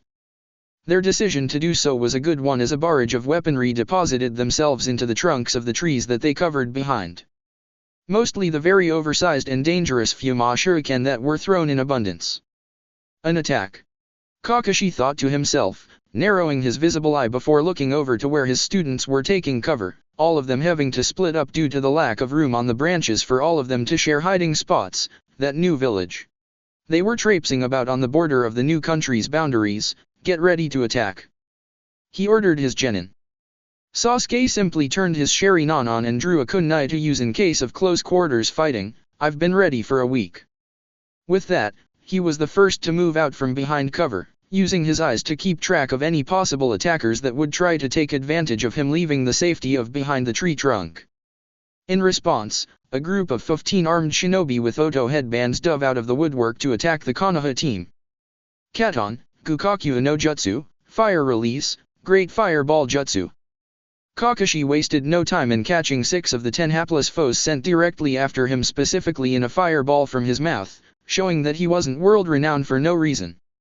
While an ironic thought went through Sasuke's head at the sight of it, thinking that Kakashi needed to stop stealing his moves, Sasuke moved to begin fighting as well. He reached into his supply pouch and quickly threw a handful of shuriken at the 10 remaining Oto shinobi to split them up so that they could be dealt with in bits and parts. The 3 of them, Sasuke, Sakura, and Chuji against 5 Otagaku or ninja, while Kakashi mopped up the rest. Sounded fair. Sakura seemed to throw a single kunai at the lot that had gone after her, missing before diving out from behind her cover of the tree trunk and trying to get some distance from them, as in a close-range fight she would have been toast. Still, it didn't take much for them to bear down on her, all drawing kunai to stab the poor genin girl. We don't have to keep them all alive, right? Just the one. One of the Oto ninja said, not waiting for an answer as they all dropped down on and stabbed into Sakura. However, Sakura's body burst into petals the moment that they made contact with her. The 5 of them looked around for her only to hear a thunk sound, looking to see a kunai with an explosive tag burning down stabbed into the branch they were standing on. Sakura Fubuki no Jutsu, Cherry Blossom Blizzard Jutsu. Mixed in with the blossoms were tiny explosive tags that floated around, something that many of the ninja saw and immediately dove away from, clearing out off of the branch before the single explosive tag blew up, causing a chain reaction of smaller explosions that rippled and combined, tearing down the tree that it had been centered on. 3 of the Oto ninja jumped in one particular direction and smirked when they saw Chuji jumping directly at them. Until his body expanded into ball-like form as he tucked his arms, legs, and head into his torso and began to rapidly roll mid-jump, Nakuden Sensha, human bullet tank. Chuji then proceeded to plow into them and knock them out of the air like flies with one hit. Sasuke dove at one of the ninja that had vacated the branch after Sakura's attack and kicked him right in the face, knocking him upside down before Sasuke wrapped his legs around his upside-down body and dropped with him to the ground, driving him into the ground on the forest floor head first. Hayabusa Otoshi, Peregrine Falcon drop.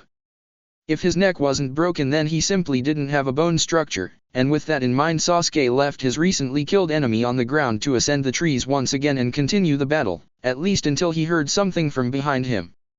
Turning he saw someone gray hair, pale skin, turquoise lipstick, a brown tunic, long black wristbands, and a thick purple rope tied around his waist coming right at him. More specifically he paid particular attention to the fact that it looked like he was about to be hit with 2 arms being sprouted from the same elbow, or maybe he was seeing things.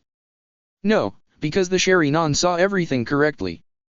And that was why he saw the punch that hit him right in the face and made him see stars as clear as day. Maybe Kakashi was right after all? With Sakura and Chuji. Sasuke-kun! Sakura shouted as she saw the strange young man punch Sasuke in the face. Chuji, where is Kakashi-sensei? She asked after not seeing the masked man anywhere in sight. Had they really gone that far away from him when they broke off to fight their own respective battles? Chuji shook his head as he saw Sasuke's body rolling along the ground after taking the first punch from the strange new arrival. I don't know, but we've got to do something, Sakura. Come on.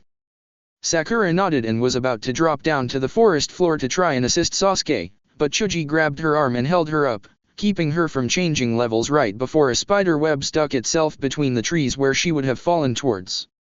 As she was hoisted back onto the branch along with Chuji, they both looked towards another one to see a young man with tan skin, black hair and a spiky upright ponytail, an Otogakure headband around his forehead, a gray sleeveless tunic with a purple rope belt around his waist, and 6 arms. Sorry, but we've got him off playing with our other characters.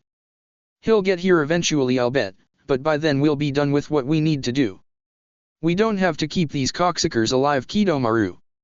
Both Sakura and Chuji looked down to see a girl with long red hair, a hat with bandages around the sides on her head, a tan tunic with a purple rope belt, and black wristbands. Seikon's the only one that has 2, so we can just kill these 2 before Hatake shows back up.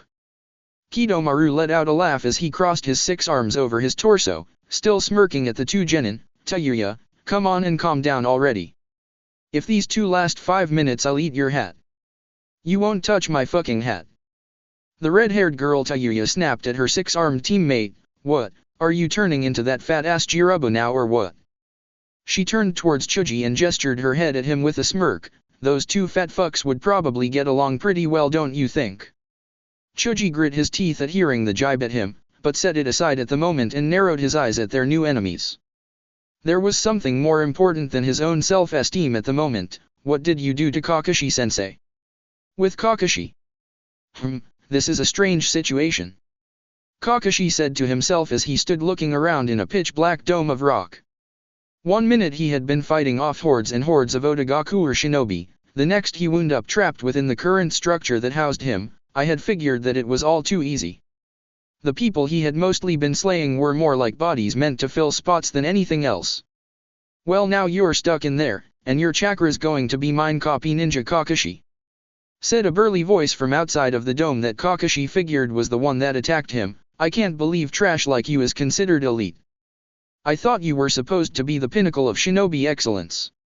It didn't matter if someone took jabs at Kakashi's skill to him. He was never really one for tooting his own horn on his talent and just did what he had to for his village and to survive. If he wound up getting famous off of how well he did his job, that was just a byproduct. But there was something more significant than trying to defend his reputation at the moment. What is this all about? Are you after my team as well? He heard the burly man let out a laugh in response. Well, you're trespassing on Oto no Kuni's border. We're well within our rights as a village to expunge possible invaders. That old excuse for initiating a battle, eh? Otogakuer was probably more bloodthirsty than was first figured. The weak pink-haired girl and the fat kid are as good as dead by now if my team has anything to say about it. We're the best. What humility. So his Genin and Sasuke were fighting others as well? And if this man was that confident, then they might have been as strong or stronger. I see. Kakashi said before forming three hand seals and clutching his right wrist as blue lightning began to circulate around his body, but most specifically around his right hand. Well, in that case I'm afraid I can't let you keep me here any longer. If my students are in danger, I'll have to be in a bit of a rush. Sorry. What could you possibly do from dash? Rakery, lightning cutter. From the back of the dome, Kakashi punched a massive hole right through it with his jutsu that he proceeded to burst the rest of the way through, sliding to a kneeling stop on the forest floor as he was now able to observe his enemy. It was a young man that was larger than himself both in height and girth. He had an orange mohawk, a gray sleeveless tunic that showed off his massive arms, black wristbands, a purple rope tied around his waist. You were saying? Kakashi said, narrowing his single visible eye at the young man as he was prepared to blow right past him and get to his team as quickly as he could.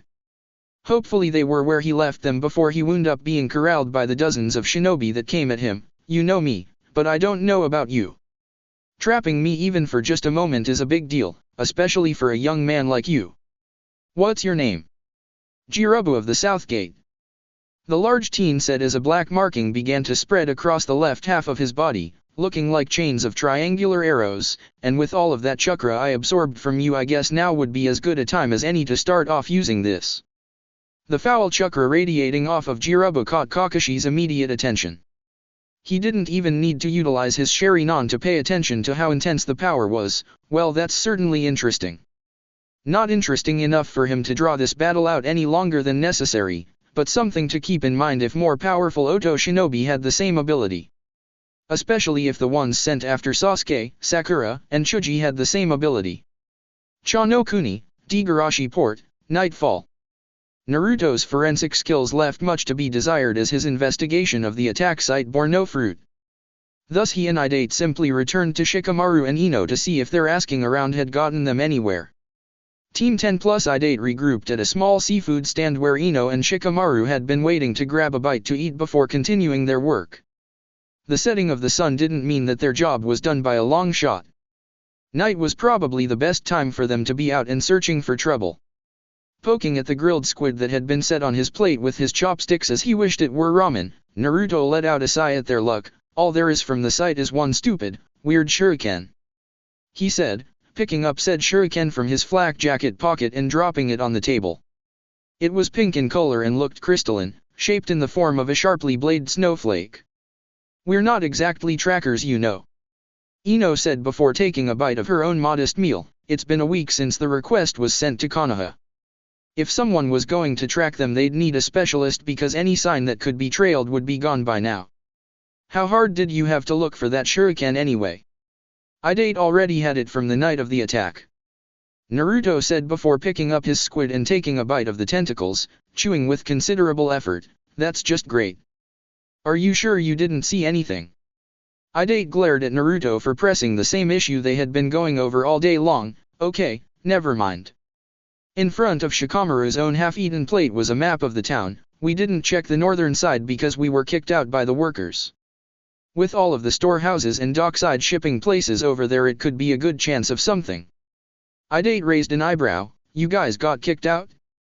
Did you say you were here to help the Wasabi family solve their problems going on in town? They didn't seem to care. Ino said before her eyes then narrowed. It was a site that belonged to Gato Company. The next time they had to take a mission, it would definitely be C-ranked. This B-rank stuff was giving her a migraine. I think we should drop in on that spot just out of principle. You guys again with your Gato Company stuff. Idate said in exasperation. Look, I understand what Naruto told me about Nami no Kuni, but there's no way that would happen here. If Boss Jiraiya went down, or even if both he and the Wagarashi head went down, we'd still fight them back. We wouldn't let ourselves get bullied. Ino shrugged her shoulders and finished eating before turning on her stool towards Idate. Fine. We're still going to the North Docks though. It doesn't make any sense not to. Not at a time like this. A groan left Idate as he palmed his face. If you guys are caught trespassing in the dead of night, even if it's on Gato Company's property and others find out about it, then boss is going to lose support with all of them together. People are already doubting both the Wasabi and Waigarishi's ability to keep the town safe with all of this ninja stuff. Naruto good-naturedly slapped Idate on his back hard enough to almost make him stumble forward in his stool. Don't be so nervous. We can handle this. You were a ninja before, right? If it's just a few dock workers and thugs, we can slip right past them. You know that. Idate nodded despite himself. When he first started working for Jirauchu and the Wasabi family, he distinguished himself even as nothing more than a former genin. His knowledge of basic ninjutsu and his own natural advantages that had been developed through training in his academy years kept him head and shoulders above other fighters in the area. Even at the age of 15 as he currently was, he still stood above most on both sides of the Digarashi port conflict between the two families.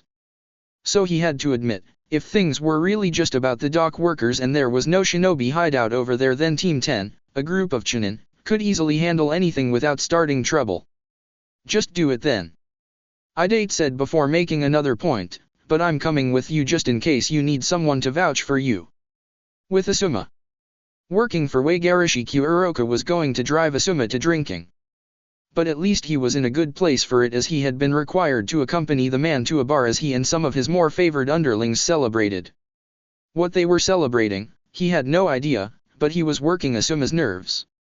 He drank without even having anyone test the source of the drink. He was a lightweight that couldn't hold his liquor, and when inebriated he was a complete scumbag. Asuma swore, the moment he tried to grab a girl or something along those lines, he was going to knock him the fuck out and drag him home. Hey, Mr. Ninja.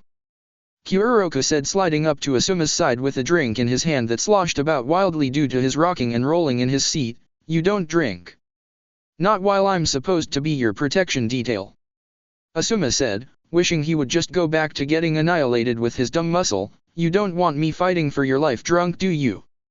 Kuroka slid away from him and stroked his chin. That's a good point, ninja man. He said before turning towards his crew and shouting, hey. No more drinking for you dumbass. I need you sharp to cover my ass tonight. Who knows what could happen? There was a unanimous groan of disappointment from the mass of flunkies while Kuroka was directing the bartender to hand over particular bottles to him to take on the go. Okay. I'm responsible, so I'm turning in early tonight.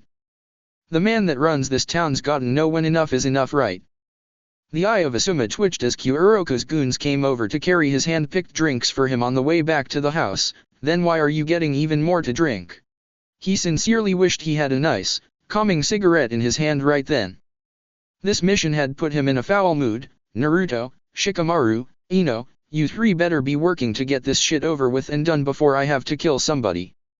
Eventually the party spilled out into the street, and with the raucous noise of the disruptive Waigarishi family, it was a wonder why they didn't get attacked more often just for disturbing the peace. Kuroka was a total target with how he was the center of his own entourage, and Asuma kept his eyes peeled. It was his ears, however, that picked up something of interest. Asuma had been so accustomed to using wind as a weapon that he could hear the shifts in the air, and he heard the sound of sharpened metal flying through the air, hit the deck. Upon hearing Asuma's shout, the more sober members of the Waigarishi family grabbed Kuroka and fell to the ground. Those that did not wound up getting riddled with shuriken and kunai. Unable to do anything for them from the surprise attack, Asuma pulled out his trench knives and immediately began his chakra flow to extend the length of the blades as 5 men jumped from a rooftop to attack what was left of the Waigarishi family. His patience having long since reached the breaking point, Asuma jumped into battle with not a second thought. Asuma immediately cut through 2 of the attackers and delivered a powerful kick to another man that sent him crashing right through the front display of a building. By then the remaining 2 from the initial ground attack turned to fight Asuma, but as they did so he disappeared from their sight and reappeared behind them as blood began to spray from their chests and necks, as he had cut them down before they had ever even realized it. The petrified Kuroka looked up at Asuma in fear as he stared down with the man. Stick with me and listen to my every word. I don't want any bullshit here. Kyuuroku nodded and the remaining 4 members of the outgoing Waigarashi family party got up off of the ground as from down the street several more Oto shinobi ran towards them along the rooftop and jumped into the air to strike Asuma down all at once. Instead of telling Kyuuroku to run while he fought them off, Asuma formed the bird hand seal and placed his hands to his mouth in a cupping motion, Futon, Fujin no Jutsu, wind release, dust cloud jutsu. A stream of wind filled with dust particles flew at the lot of them from Asuma's mouth. Upon making contact with the airborne bodies of the attacking ninja it began to tear their clothes off, and then their skin, decimating them and tearing them asunder before they even hit the ground dead, Otagakuer. Asuma thought as he looked at the metal plate on one of the masked ninjas' heads. A sharp and loud clicking noise directed Asuma's attention to behind himself and the Waigarashi family, but when he turned there was no one there. It was merely a feint allowing both Jigamo and Kamikiri to attack him from behind with kunai. Asuma was able to turn and block both with his trench knives though. Well, it looks like we've got easy pickings here, don't we? Kamikiri said as both he and Jigamo struggled against Asuma, unable to make him budge. So who hired Otagakuer? Asuma decided to press the issue. Obviously if you're trying to assassinate this jackass here I don't see how that'd have anything to do with the country your village originates from. It's important enough to someone for us to take this mission. The scar-faced bald man Jigamo said as he and Kamikiri broke off from clashing with Asuma. We don't care why. It's our job to make a mess of things in this place and that's just what we're going to do. Admirable, I guess. Asuma said, backing up closer to Kyuuroku before hearing the man cry out in fear. Asuma turned around to see him facing behind them and dove in that direction to divert another attacker with a sudden kick that sent them flying off onto a wall. They landed on the wall on their feet however and landed on the ground to stand with Jigamo and Kamikiri. The grotesque hunchbacked figure of Kajiro stared at him, prepared to fight him to get past Asuma as well. Sarutobi Asuma. Kajiro said, correctly identifying the Konoha Jonin before turning eyes toward Kyuuroku. He's more important a person in the grand scheme of things than you Waigarashi. Leave now or die where you stand. Kyuuroku snapped to action after hearing himself be addressed by the strange-looking trio of shinobi. No problem. He said before turning tail and running with a speed that Asuma figured wouldn't be obtained by a regular person. Don't just gawk, you idiots. Run. He yelled in the distance. Well, apparently it was true that fear gave men wings, on their feet from the looks of how fast Kyuuroku proceeded to haul ass out of dodge. Asuma turned to see the last remaining living Waigarashi family members standing there with their own small weapons drawn, clubs, pocket knives, short blades. But they were absolutely shaking in their boots. Well, he had to at least give them credit on deciding not to try and run, but if they stayed they'd be shredded like cheese, and for as much of an advantage in openings as that would potentially bring him, Asuma wasn't that kind of guy.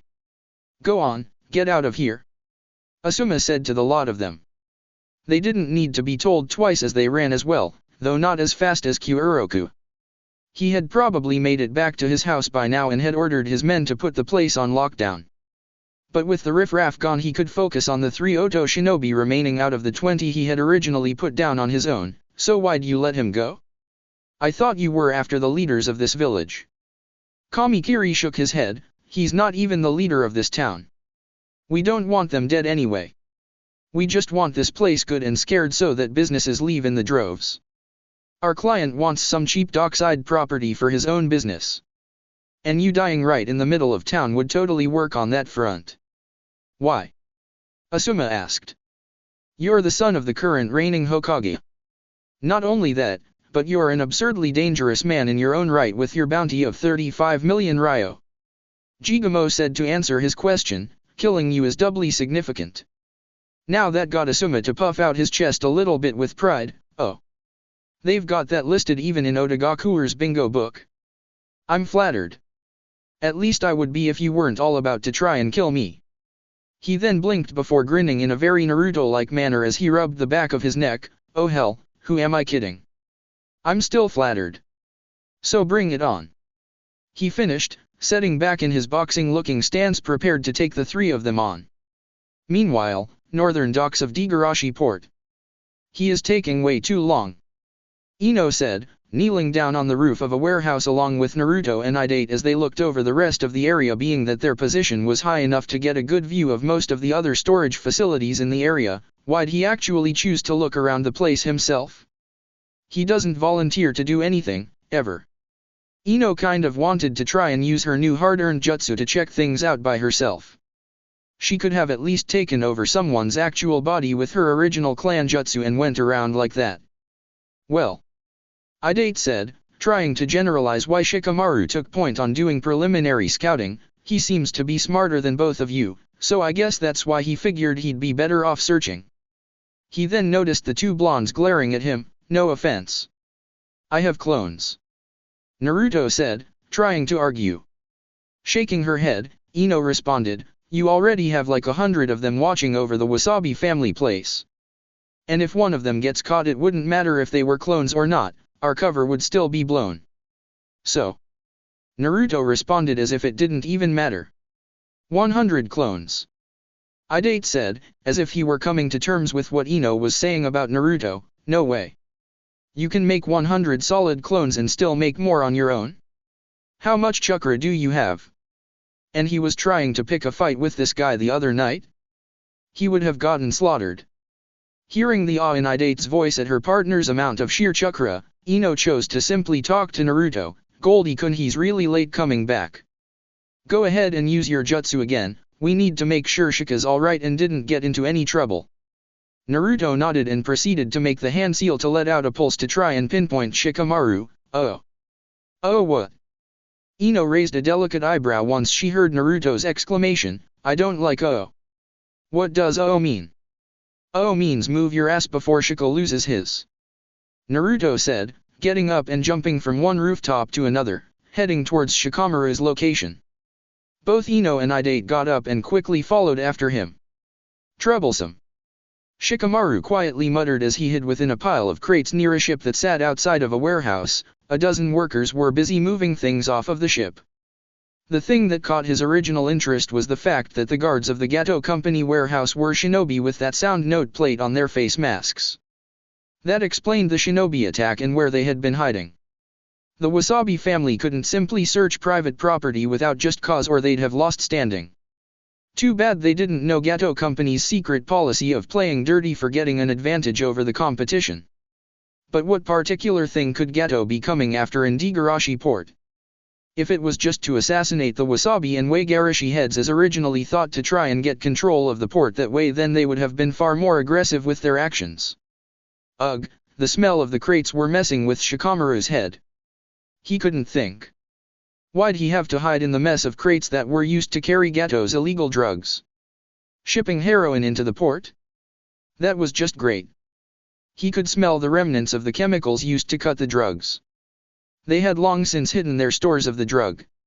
Where and in which of the dozen warehouses lining the dock, he didn't know, since he had been hiding for quite a while.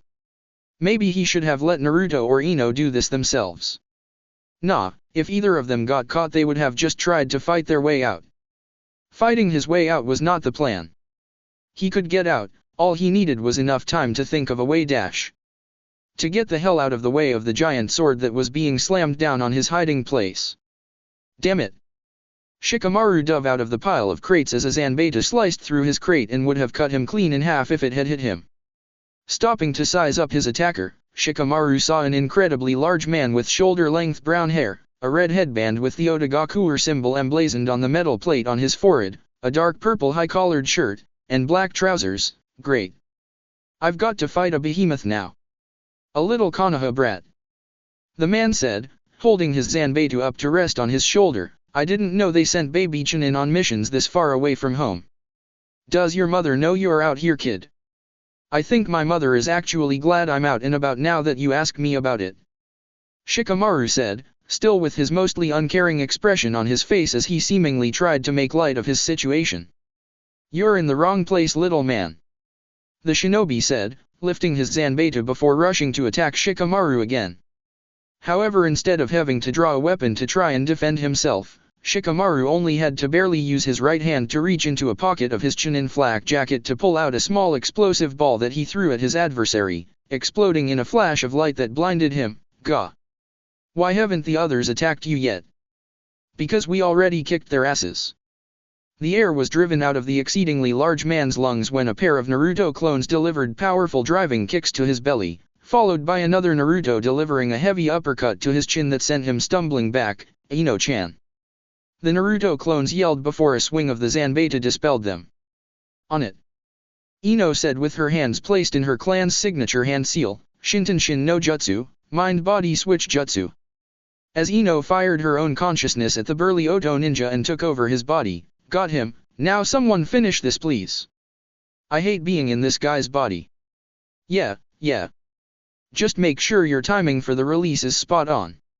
Shikamaru said as he formed the rat seal and his shadow began to slink out towards the body Ino currently had under her possession, Kagemon no Jutsu, Shadow Posse's Ion Jutsu. Ino released her control over the body just as Shikamaru's shadow grabbed a hold of him. Naruto, finish him now before he gets his senses back. Whatever.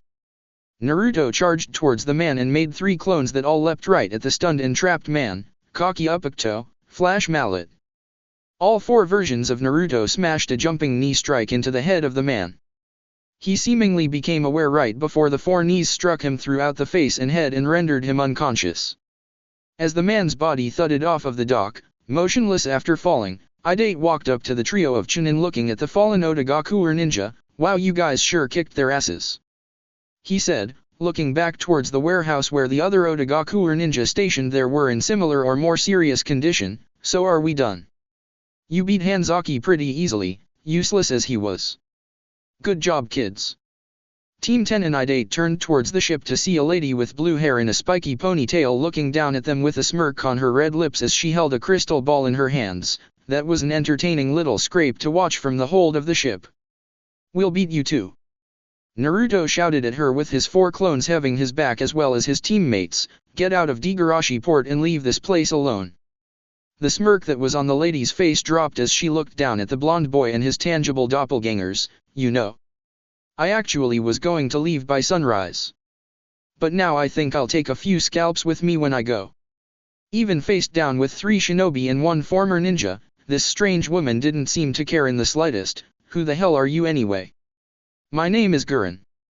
The woman said before crushing the crystal ball in her hands, allowing the shards to fall to the ground. Remember to take that name to hell with you when the demons ask who sent you.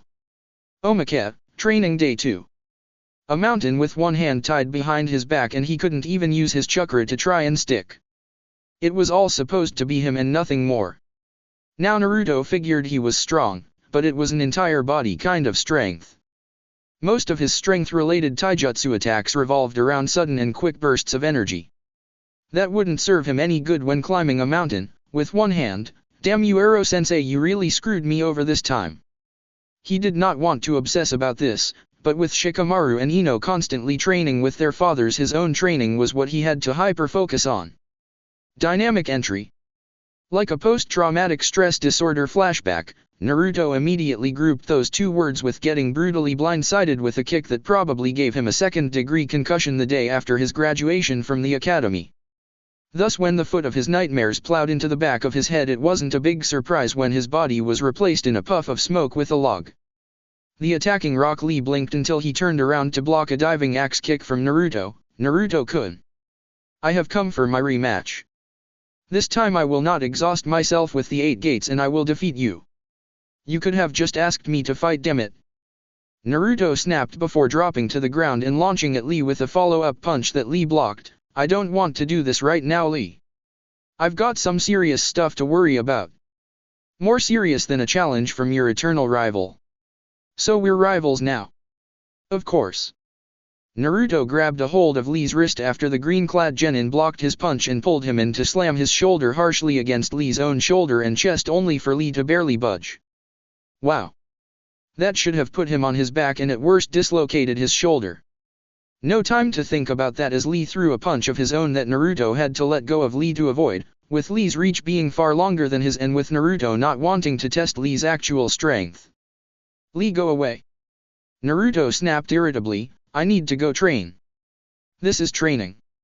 Lee insisted, not taking no for an answer, a hot-blooded, spirited competition between 2 youthful rivals. What could be a more effective way to train than this? He then launched at Naruto again to engage him once more.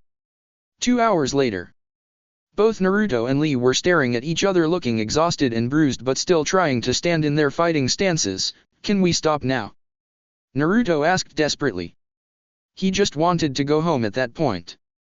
He'd figure out what to do about his training tomorrow since Lee wasted so much of his time. All I wanted was to find a training exercise. Lee, where have you been? Guy-sensei. Lee said, immediately perking back up as his larger green jumpsuit sporting sense arrived in the clearing that he and Naruto had been going back and forth in. I was just training with Naruto-kun here. Guy gave Lee a disapproving look. While I understand your desire to train, we had a mission to begin at noon. It's late in the afternoon now. We have to postpone the trip until tomorrow. Lee looked down in shame at being admonished by his idol. I am sorry, Guy-sensei. I simply wanted to fight Naruto-kun again at full strength to see who was better. I completely forgot about today's mission. Shaking his head at his student, Guy put a hand on Lee's bowl-cut head. You must have better prioritizing skills than this. He then turned his attention to Naruto. I heard you say that all you wanted was a training exercise. What kind of training were you thinking about? Hey, my guy was a strong guy. He could probably climb that cliff one-handed in his sleep. He was definitely the guy to ask about something like this. Well, I was looking for an exercise to make me stronger and dash dot. He was never able to finish his sentence that would have said that he needed to increase his ability to focus as well since Guy grabbed him by his arm and lifted him off of the ground. Strength training. Guy said, his eyes burning over with passion for hard work. Say no more. You've come to the #1 shinobi in physical exercise and conditioning. Lee.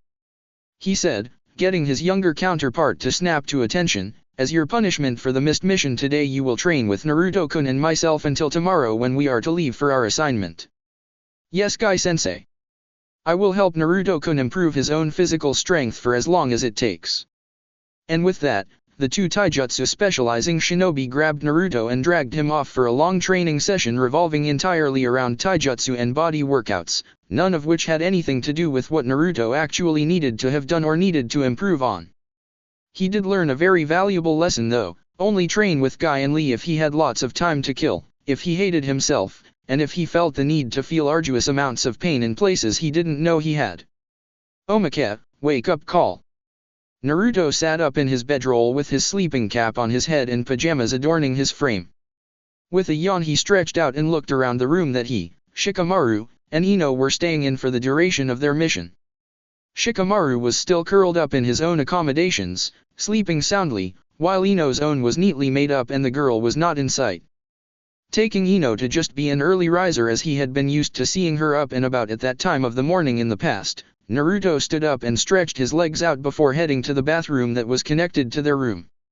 If he had been in a sound state of mind he would have noticed that the light in the bathroom was on by noticing it through the crack at the bottom, but he did not, and thus Naruto opened the door to the bathroom only to wonder why the hell it was so hazy and hot in there before his half-conscious morning brain kicked in and he noticed that the bathroom was not empty.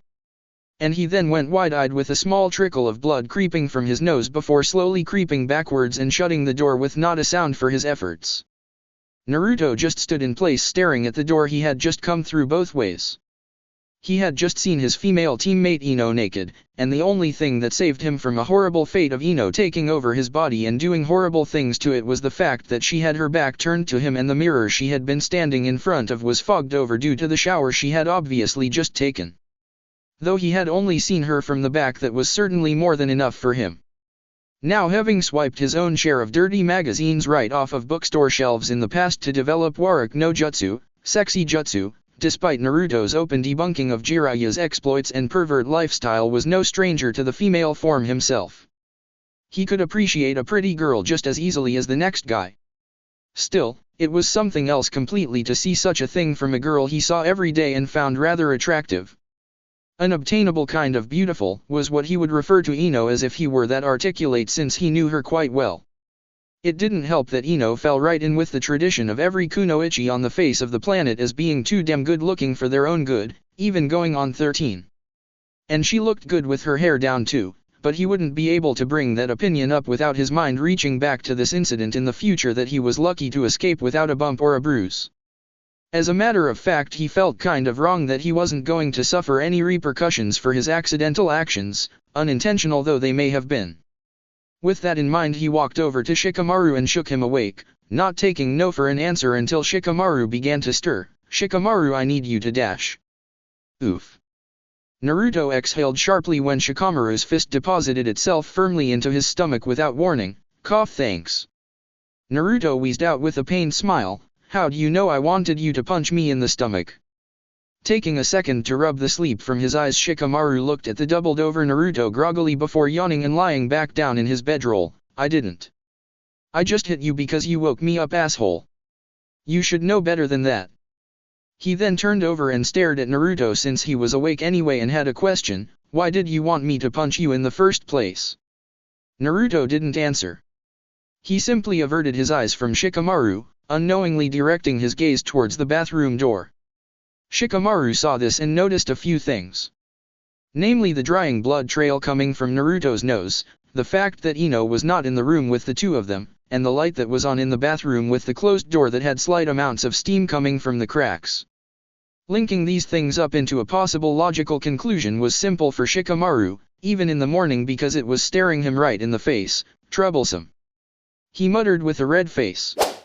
That's it for part 16. Thank you for watching and see you on the next video.